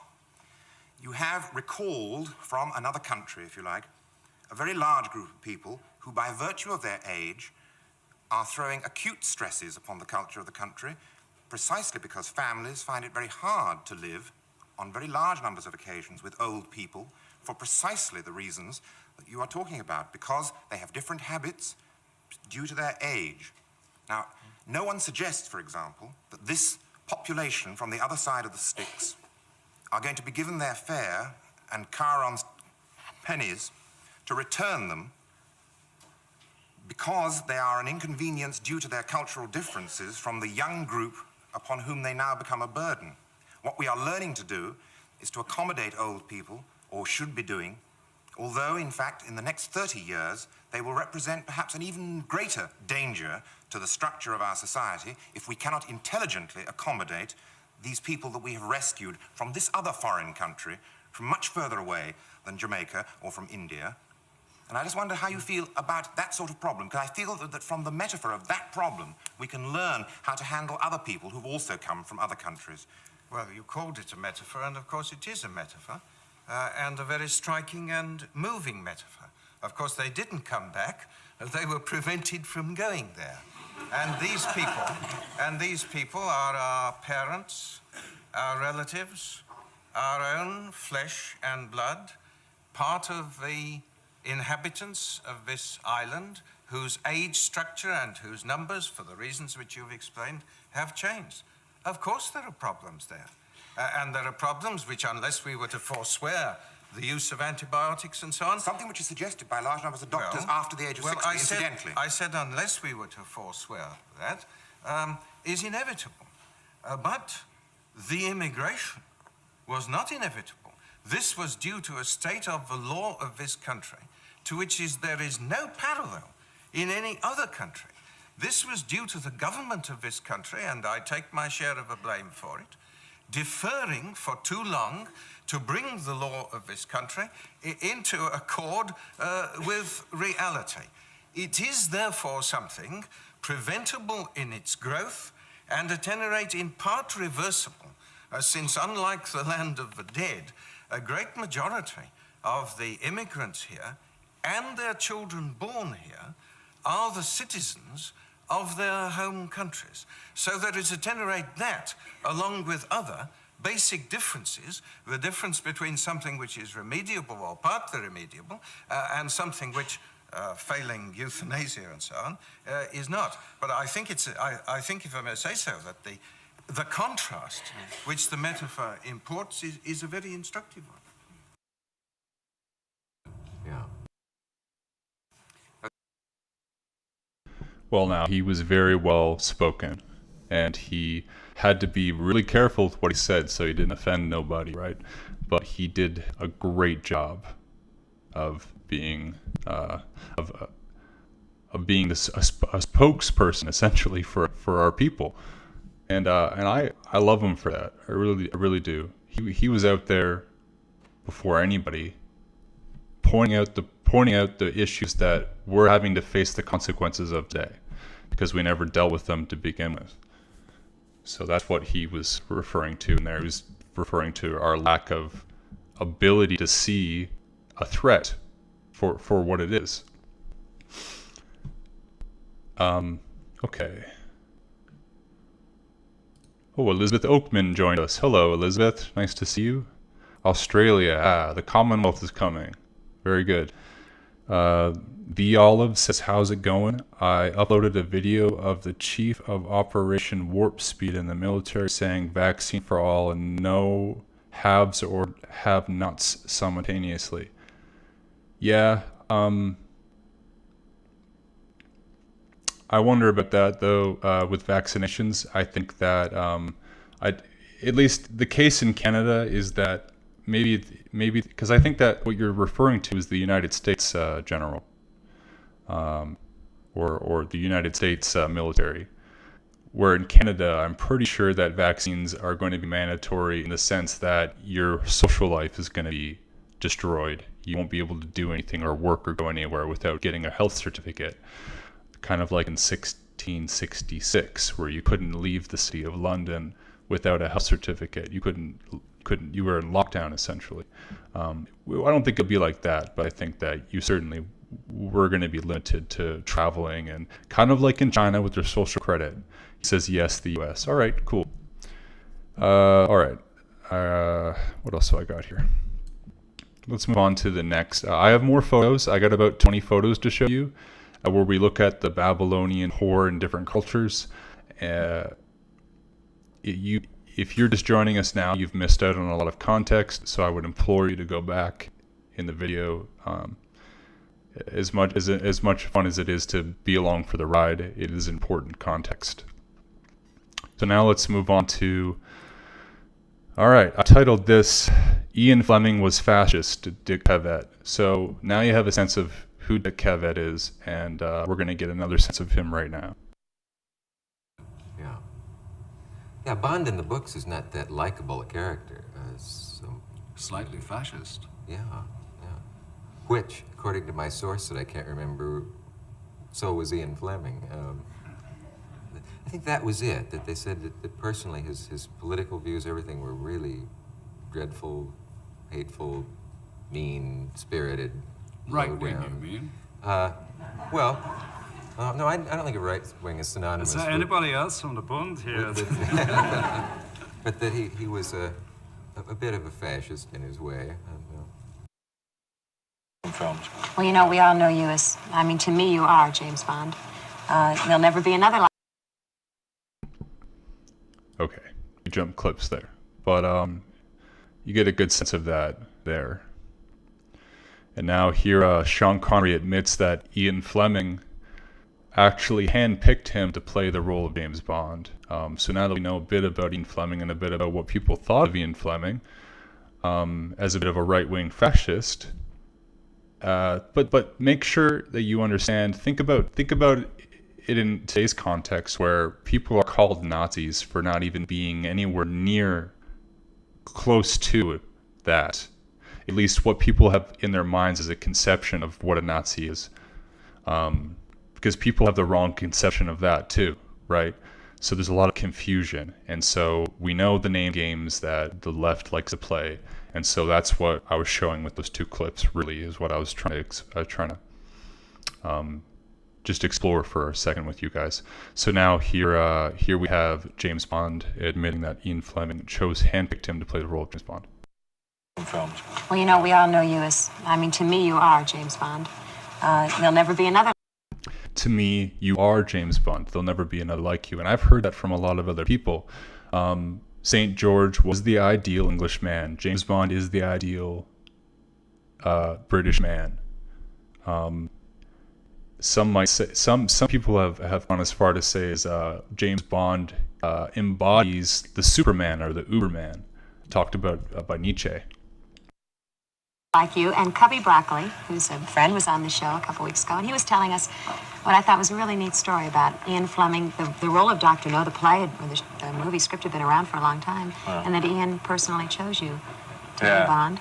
Yeah, that's right. He had the right of who could play and who couldn't play it, and he turned a few down. But So he even turned a few down before him because he had the rights to it, and he actually sought him out. I've read other things about this as well. You know what I just remembered? I totally forgot to do the devotional before I started, but we'll just do it at the end then, as kind of like maybe instead of praying, we'll go through the devotional because there's some really nice stuff in the devotional. So we'll save that for the end to kind of close everything out. So there. Now we're going to look at the other James Bond. I think he played the third James Bond, and his name's Pierce Brosnan. And so, of course, he's a young Celtic kid. So I've in my title here, I have Celtic Kid Pierce Brosnan, inspired by Scott Sean Connery. And that is exactly what he's doing here, honoring Sean Connery in a sense. The first time I'd seen Sean Connery. Yes, his character was suave and sophisticated, dangerous and sexy. But I also knew that the actor was a Scotsman, and the message that sends to a proud young Celtic kid is immeasurable. Scottish. You hear that? The message that sends to a young Celtic kid is immeasurable, and I couldn't have said it better myself. You know, when you go to watch a movie, what are you doing with the main characters normally? You're projecting yourself into those characters. And so if St. George was the ideal Englishman that the medieval people of that time were projecting themselves into, then James Bond is the modern version of that ideal man, of course. So anyway, killing the point here, but now let's I just wanted to point out that is what it was, what I said. So here we have Sir Sean knighted late for his support of Ireland's National Party. So this is Sean Connery being knighted. And while that's less important, it's why he was knighted late, because he was supposedly supposed to be knighted a little earlier than this. But it was late in the process because of his support for the independence. Remember, we talked about individualism. That kind of bleeds into independence a bit, and Ireland wanting to become an independent nation. Because, like I said before, we're all Saxons, but that's been hidden from us. And I would put it to you like this, that there is a perfectly good throne sitting there for you if you'd only stand up and say, we want to elect somebody to put on that throne. You'd have a perfectly good monarchy for you, you know. You'd have a perfectly good system there for you. So I wouldn't ditch the monarch, throw the baby out with the bathwater, so to speak. That would be kind of stupid. All right, let's watch this real quick. Sir Sean Connery looked relaxed as he arrived at Holyrood House in Edinburgh to receive his knighted from Her Majesty the Queen. The 69-year-old movie star, dressed in full Scottish regalia, was invested with the title of Knight Bachelor. The honour is in recognition of his services to drama. That of the suave and sophisticated secret agent 007, Bond, James Bond. But the investiture comes at the end of a 2-year bitter row, which claims that the veteran actor was denied his knighthood because of his support for the Scottish National Party.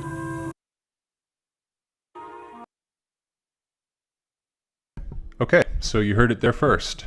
Because, you know, obviously the Queen, the British Empire, much like Winston Churchill, who didn't like the patriotic Ulster Protestants, didn't want them to have any sort of independence. And what I'm trying to put to you is that that is a perfectly good idea, a nation for Ireland. But what I'm thinking of is that the monarch, the British Empire monarchy, has been totally corrupted but you have a perfectly good system already installed. All you have to do is change the people. Do you understand? You don't throw the baby out with the bathwater. So here's Ian Fleming as a young boy. This is just a dramatization, and he's sort of like playing with St. George and saving the princess and stuff like that. Hooray! Here he comes. The noble knight charges up the hill, slays the wicked soldiers of the Dark Prince's army, chop, chop, and kills the fire-breathing dragon, bay, and saves the beautiful damsel in distress.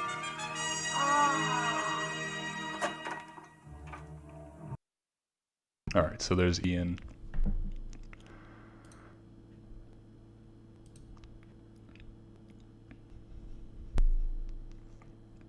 St. George. Raymond Benson considered the most obvious theme of the series of James Bond to be good versus evil. This crystallized in Goldfinger and with the St. George motif, which is stated explicitly in the book. Bond sighed wearily.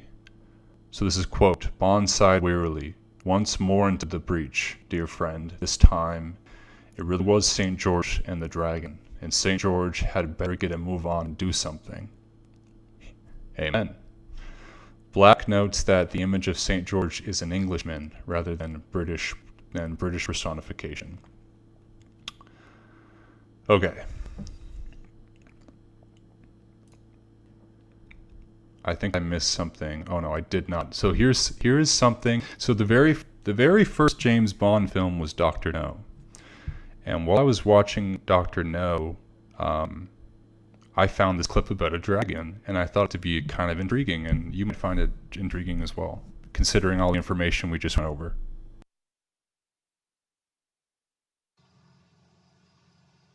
I told you there was something wrong about this place. That was a machine gun, not a dragon. Oh, there's a dragon here, too. She's right. You've seen it. You might have to turn your volume up a little bit, so I'll just give you a second to do that. 1, 2, 3, and you should have your volume up now. It's a little low quality audio, so I apologize. I told you there was something wrong about this place. That was a machine gun, not a dragon. Oh, there's a dragon here, too. She's right. You've seen it, Yes, I have. He had 2 great glaring eyes, short tail and pointed wings. He was breathing fire. You don't believe me, do you? Little gal, I'm deaf. I tell you, Mr. Bond, let's get the hell out of here. Listen, both of you. There are no such things as dragons. What you saw was something that looked like one. I'm trying to think what it was. So he says, there's no such thing as dragons. And I thought that to be kind of cute because of all the information that I was compiling on this very subject. Now, Sean Connery was actually in a movie called Dragonheart. And that movie can be summed up as kind of like a sympathy for the dragon or for the devil in a sense. And this is the movie. I can't actually play this, so I'll just show you some clips here. Here they're working together, the dragon and the Saxon knight, to trick the town into thinking that he killed this dragon, but really they're just playing a game, they're just acting. And then the Saxon gets bags of gold for saving the town from the terrifying dragon, but it was all set up. I only want to play the last part of this, so hopefully I don't get copyrighted for it, but the last part is intriguing because of the occult and dragons, and you might find it intriguing as well. So in the end, he has to slay this king who has half a heart. The other half of the heart is shared with the dragon, and so in order to kill the evil king, he has to slay the dragon. And the only way to stop the tyrannical king's rule is to slay the dragon who shares half a heart with that king. So you can't just kill the king, you have to kill the dragon too. And I thought that was kind of interesting as well. To do that, you must destroy me. No. Once you swore your sword and service were mine, to call when I had need of you, to ask what I would of you. I hold you to your vow, knight. He's coming to stop you. Strike before it's too late.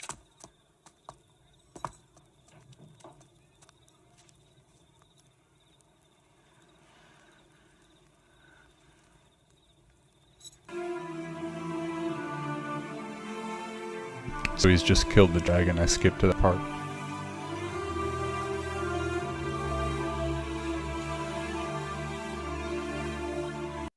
So you know the song, "We are stardust, we are shining." Well, or the Aleister Crowley that we're all stars, right? And so of course his soul returns to the heavens and becomes stars.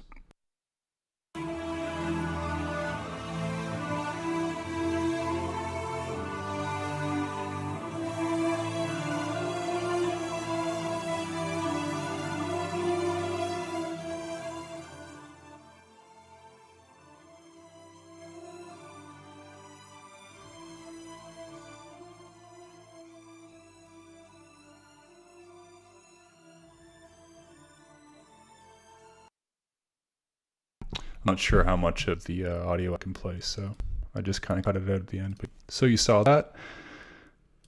Oh, it's not finished yet. There's a supernova of some sort.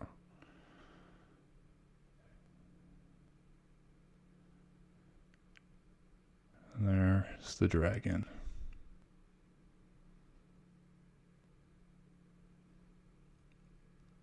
The dragon in the heavens waiting to devour the child of the virgin? I don't know. It reminds me of Revelations almost, watching the end clip of this movie. And what else do I got for you? The last clip I have is actually a video that I made a long time ago, and it was about this very thing, this very subject, that I'll be playing at the end of the stream, so we won't look at that yet. But it's a little reward at the end. And that video will be exclusive to this live stream because I'm going to be deleting it from my my video list after. Okay. Most of you probably haven't even seen it. Am I missing out on anybody? Hey, Dank Bud's here. How's it going, brother? You're going to have to watch this though, brother, because there's a lot of context. But it's nice to see you here. Thanks for coming. Dank Bud is a moderator over on the Days of Noah channel, and he also moderates for Brad from Carolina. And I should make him a moderator here too, because he's my friend. So I'll do that after the stream, buddy. God bless. Yeah, God bless you too. Okay, so let's go and look at the horror in different cultures. So I got this folder here. I have some pictures here to kind of give you a better idea of the migration patterns. I know we went over it, we went over the surface level, and so this might give you a better idea of exactly what I'm talking about in the admixture of cultures, and also where the Indo-Europeans come from, because a lot of people think that Christianity has its roots in Buddhism or something, that it's Indo-European originally, or that when Jesus was missing in the Bible for that certain period of time, he went away to the East and became enlightened and brought that enlightenment back to the Middle East. I don't believe that. I think that's bullshit. So anyway, so there's the folders. Here's the first thing I got. I had to do these up. I had to do these up on the fly.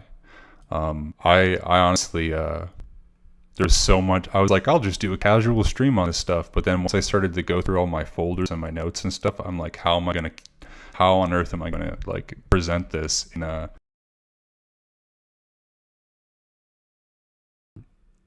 And so hopefully you've been able to digest it so far all right. So I might there might be some grammatical errors or something. Anyway, when we study history, they tell us there are 5 elements to call something civilization. The first is a centralized government. The second is organized religion. The third is existence of different classes. Fourth is art and architecture. 5 is writing system. The modern world that we have today, 1, we have internationalism, which is believing in no government, essentially. or a global government, which is not what we want. The Antichrist throne as a world government, no thanks. 2, the growth of atheism. Goodbye religion, goodbye God. This is not God's land anymore, or this is not England anymore. There is no England anymore. Number 3, Marxism, goodbye classes. Communism, right? Number 4, modern progressivist construction, goodbye art and architecture. See you later, culture. Goodbye history as well, because art and architecture is more than just something that's beautiful. Like I showed you with my symbol, it's a teaching tool. And so we have symbol. If you're just throwing out the baby with the bathwater, you're throwing out a lot more than just the baby. I don't like that example now. Okay, number 5, we still have the writing system. That's great. Well, at least we still have writing. At least we can still text. At least our English language has devolved into something of a completely different language now. Anyway. Okay, so here you go. Early Western Indo-European. So when there's IE, that just means Indo-European. So there's we went over the map earlier. Like I said, you'd have to back up to get a good idea of what this is all about. But if you want to take a snapshot of the screen or something, then there it is for you. This could be just for you, snapshotting your screen to have on your phone or on your laptop. So then you have some photo examples.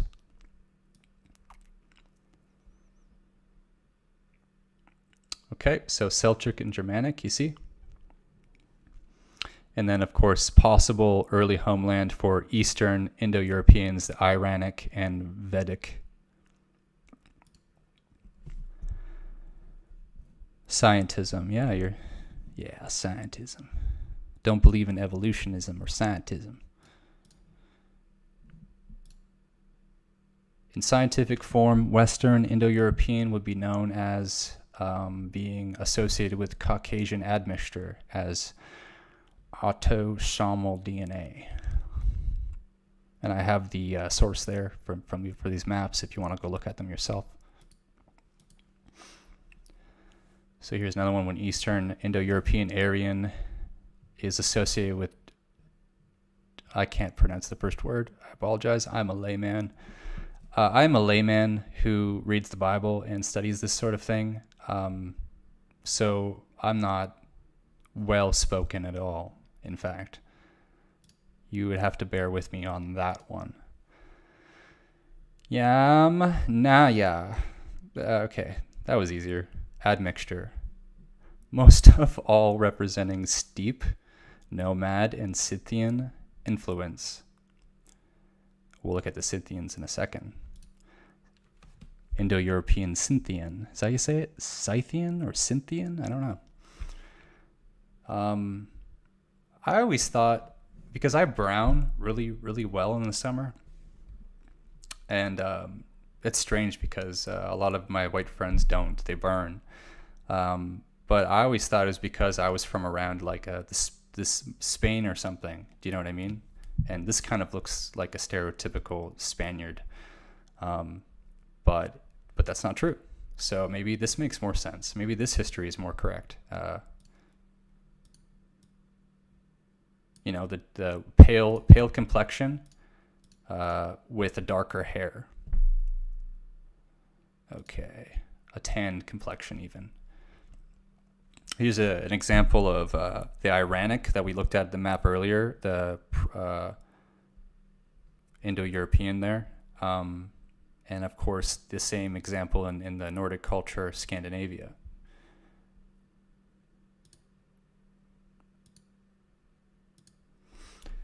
Until now, okay, so Anita. Oh, this must be in a different position than the other pictures. I apologize. So Anita, who's in the background, whose head's cut off, the mother and the queen. So now we're getting into these women found in all these other cultures. Bird women, whores, narcissists, maybe witches, whatever. Doesn't matter. The whore Babylon. In all these different cultures, but the Aryan people turned this particular woman into an enemy and exiled her and her followers. I haven't explained this, but I'll read it anyway as that. I have explained how she was servant of moon, night, and evilness. I didn't explain that. Snake and scorpion, unlike how they were worshipped in foreign cultures, but were symbols of evilness for Aryans. And we clearly see in symbolism now, so this is the important part, symbolism, how Anita is servant of moon and her soul is taken by evilness of snake and scorpion. So she wasn't evil to begin with, or associated with any of that, until the story, as the story goes, she was taken by evilness, the snake and scorpion. The snake or the dragon. Number 12. Or, yes, number 12. I did not explain. After being exiled, she went to foreign lands, specifically Mesopotamia. It became her new kingdom. She first became goddess Inna. This is about this lady, Ishtar. She first became goddess Inanna for Sumerians, then goddess Ishtar for Akkadians, Assyrians, Babylonians, and later goddess Isis of Egypt. So Isis of Egypt, or Ishtar, or the 8-pointed star, or the hierarchy above the 6-pointed star, of Remphan. There's a hierarchy of stars almost, of stars, like what Aleister Crowley would talk about. She can also be compared to Venus for Latinos and Freya for Germanics, as in other Indo-European cultures. So Venus, that's a very shamanistic thing. Scorpion and serpent. So our misery started with the scorpion and serpent, as mentioned before. But or not the scorpion and serpent, but with the dragon and with the counterfeit, or when we adopted that, or the fact that we're to blame for compromising. So our misery started with compromising. But who else does this story remind you of? Let me help. Eve. Eve is mother of all of us, the most attractive creature created, but gets fooled by the devil in the form of a serpent, and also with her beauty fools Adam as well. So here we have kind of like the origins of a Jezebelian kind of thing, in a sense, and deception and the reptile, the idea of the serpent, all with Eve from the beginning of the Bible. And here's Anita, and you'll notice with her, she has kind of like this star in the background. It's cut off at the bottom, but if you go look her up, it looks just like the Star of David or Solomon. It looks just like a hexagram, which I found to be kind of intriguing. But not surprising. Here's Aphrodite. Same idea with her. Here's the Ishtar lady with her, she's got bird wings, right? And owls at either side of her. Owls mean wisdom. They're heavy in the occult. Moloch is a big owl. Also a bull, where they would burn and sacrifice children in the belly of, in a sort of furnace. Okay, the next one, Venus. Here's Venus. Okay, moving on. Venus means virgin. Here's Eve. We know that story. But I'd like to point out that the serpent in this picture is coiled around the tree, and that's because the tree, that the serpent is, Leviathan is a twisted or coiled serpent, right? And so what we saw before in that occultic website with the Kundalini, that I should be able to freaking find here. Here it is. Right here, okay? That's a tree that the serpent is on. That structure is a kind of tree. And that's the tree of the knowledge of good and evil. And all that means is that man thinks that he knows good and evil, that he can decide what good and evil is, that it's man's way and not God's way, essentially. And that was our error. Our error was that we thought we could be God. Our error was that we thought we knew what good was and what evil was. But that's not true. We're naive. We're children. And that's how we have to be with God. We have to be like children. And that's why we have to be like children, because otherwise we think we know everything, or we think we can achieve anything and do anything without God. It's not true. There's Eve again, getting out of the cold serpent. Okay, so here's Isis, of course, and I also wanted to point out, I'll go back to Isis real quick, just so you get a good idea there, with the bull horns even at the top. See how it all kind of, and she's got scales in her bottom half. You can't see because she's covered in gold, but they look like scales, or where feathers might be. And here you go, Durga, or the Destroyer, as it's known, right? And that's where the angel of the bottomless pit, Apollyon, and a polygon is a hexagram. All right, so we can move out of all of that, and it looks like I have nothing else here in the Streamlabs to really show anybody.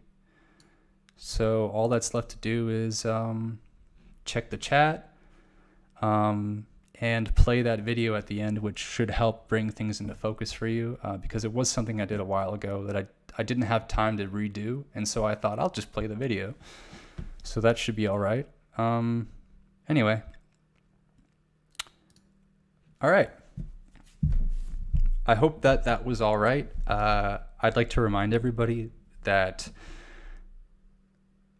I have donation buttons in the description. I take e-transfers, and I have a PayPal set up. I have no idea if the PayPal will work or not. I would prefer an e-transfer, or if you would like to mail me something, then that would work too. Just send me an email and we could work something out with that. If you'd like me to continue to do this, or if you would like to see a ministry for the people, for our people Israel, if you'd like to support this kind of ministry, if you'd like me to spend more time on this and go into it in more depth and do a more comprehensive study, then in order for that to be supported, then I would appreciate your donations.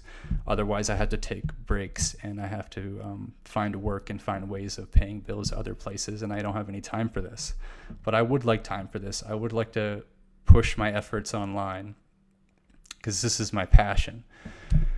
And I'm going to get better at doing this, guys. I'm going to get better at doing this. I'm going to do this every week, rain or shine, mental rain or shine, and I will do it. I will do it for you. Awesome. Okay, so now we'll go and we'll play that video, and I won't waste any more of your time. And then we'll do a closing devotional after, okay? Because I'm just going to play it and take a quick break to use the bathroom and to get another cup of tea and pet my cat, and then we can do the devotional and close out the stream, and I'll see you guys next time. But we'll just play this video. I'll start this video, and I'll tap out for a second.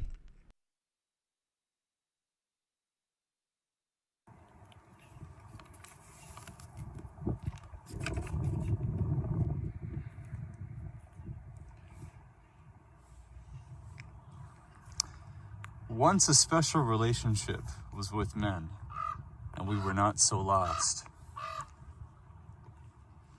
When another relationship had taken hold, it was subtle and came with expediency. The generations that followed forgot all of that truly special relationship. And this was their tragedy, that they were incomplete, though they did not know why.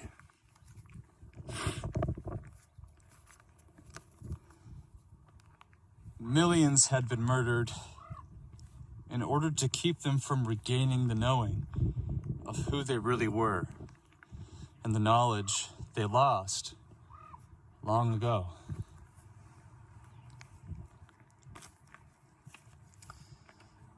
The nation of Israel was brought into existence by a special act of God. He gave them their name, which means in partnership with God, or to struggle with God. He asked for faithfulness and service in return for promises of surpassing magnitude. But his people proved unfaithful, disobedient, and chose to struggle with God.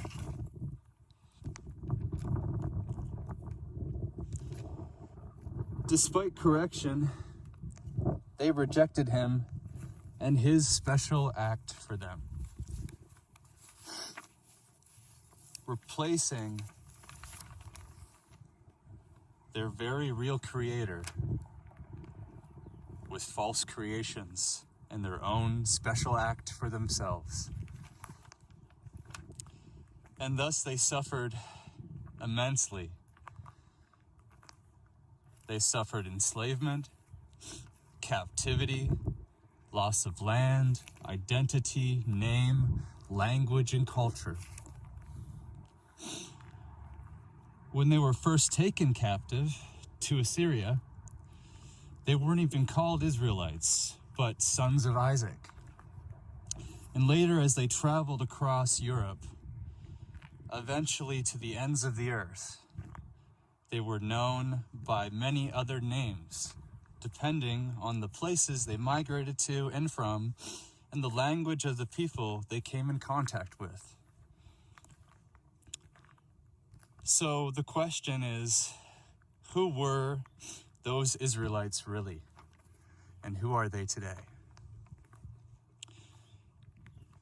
Biblically, all the sons of Jacob were indeed Israelites.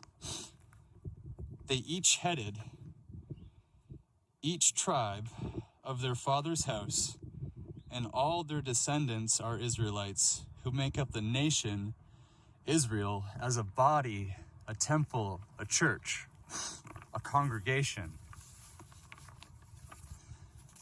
But in order to better understand this, we must first unravel the importance of who Noah's sons were: Shem, Ham, and Japheth. We must also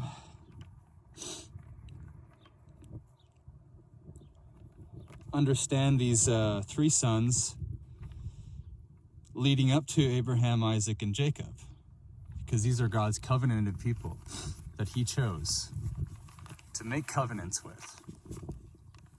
So we go back to Noah's sons. But first, you see, the Jewish people in the Israeli-occupied land today were ancestrally known and are still known today as the Ashkenazi. And their history in converting to Talmudic Judaism is rooted in the history of the Khazars, a sort of Russian Turkish people. This is well known. More recent revelations, I think, than past revelations. But biblically, however, Ashkenaz, or the Ashkenazi, Ashkenaz specifically, was a son of Noah. He was Japheth's son.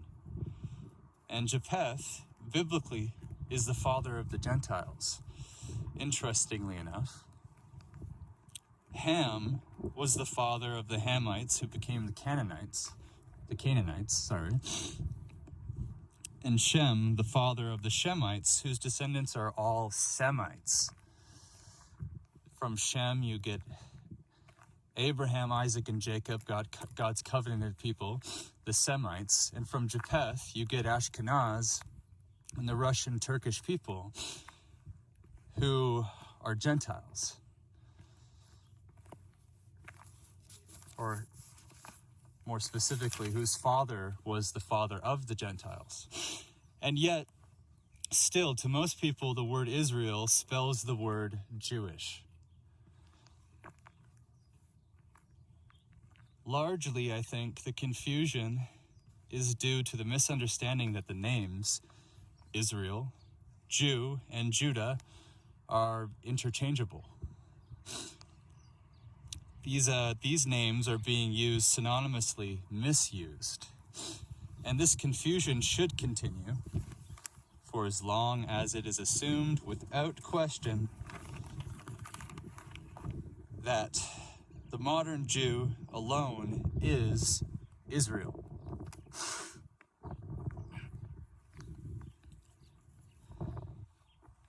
When it is nothing short of surety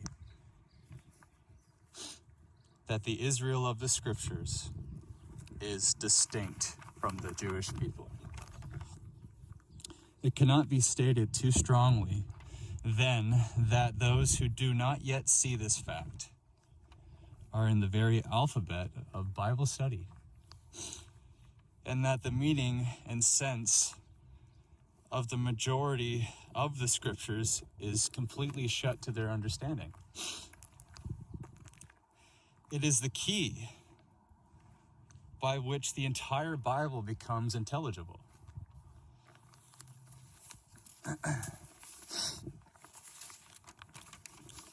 The sun's out today, but it's still a little brisky. It's still a little cold, so I'm sniffling, and I thought maybe I could take some cover here from the wind, so hopefully the audio is okay. But as we continue here,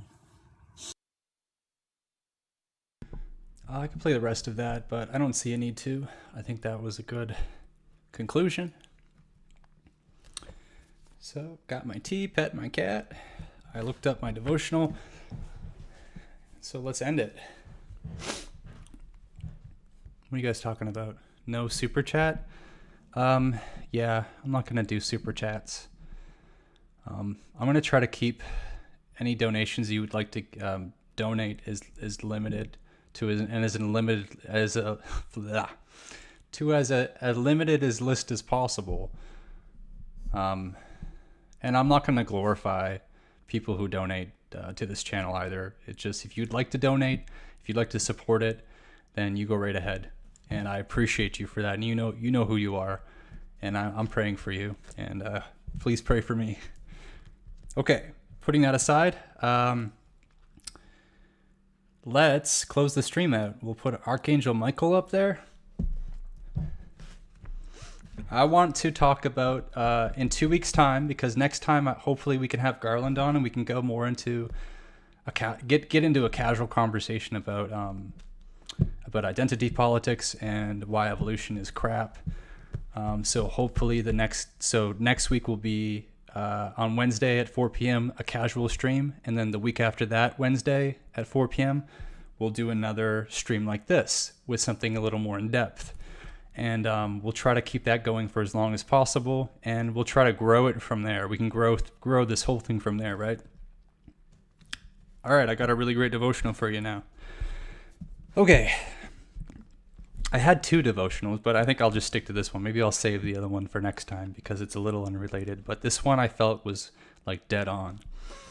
This is from a really old daily devotional book from the 1600s as well. So the old English is nice to hear, but it might not sound so nice coming from me. Sorry, Dankbud says, you watch Kent Hovind, Seth the Saxon. I used to watch Kent Hovind back when I was studying this stuff. When I was 16, 17, I think. I watched a lot of Kent Hovind stuff. When I was getting into the textual criticism. And so James White is one of those people. I don't like James White, but that's just another name of the, one second. I'm not getting, my chat's gone. How do I get my chat back? Okay, I see everybody now. Perfect. Is there anything else I've missed here? Bible verse, know ye therefore that they which are of faith, the same are the children of Abraham. Yes, Dank, that's true. Many are called, but few are chosen. Please understand that. God bless you. Me and Dank actually agree on a lot of things, and a lot more things than I ever could have imagined. What else we got here? As you use the talents God has given you, God will then put more into your trusted care. Seth, bless you, my son. That summary was interesting. Thank you for your efforts. Okay, cool. I wanted to have Garland on, Miss Ostrich. I wanted to have him on today, but he has his American Thanksgiving. That was the plan anyway. We'll have him on next time. He's a great guy. If you guys want to go subscribe to Garland, go right ahead. I should have a link to his YouTube in my channel somewhere down with all the other YouTubes that I support and who I've linked with, along with Brad and Jesse and everybody else. Chronoblip, please try to find Chronoblip. He's only got like 9 subscribers. That's not okay. That dude needs to have way more subscribers. He works hard at this stuff. And he's put out a lot of great content the last couple weeks that is completely relevant to things going on in the States. So also Garland, things relevant in the States, you can go over there. This is more the Canadian side of politics, obviously, is where I first started with this channel. And then we moved into British history, I guess, and Bible study. All right, let's do the devotional and let's close. I just wanted to say quickly, Dear Heavenly Father, thank you for everyone that showed up today, and bless them, Father, and strengthen them in wisdom and clear their minds.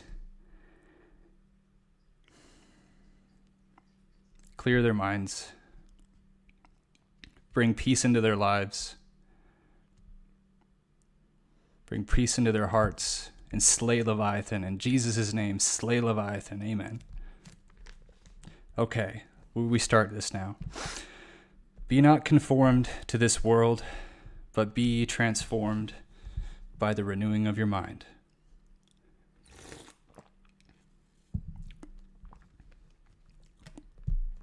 Well, I wanted to mention, Dank, that the faithful are not always the ones who say they are faithful, and I would think that the majority of faithful people who I think the majority of people who think they're being faithful really aren't. And I think you will find that real faith actually comes from an example set by a remnant of chosen people, because many are called but few are chosen. That's what I was trying to say or talk to in that particular moment that when you messaged me that. All right, thou shalt not follow a multitude to do evil. We've gone over that. Know ye not that the friendship of the world is enmity with God? Whosoever therefore will be a friend of the world is the enemy of God.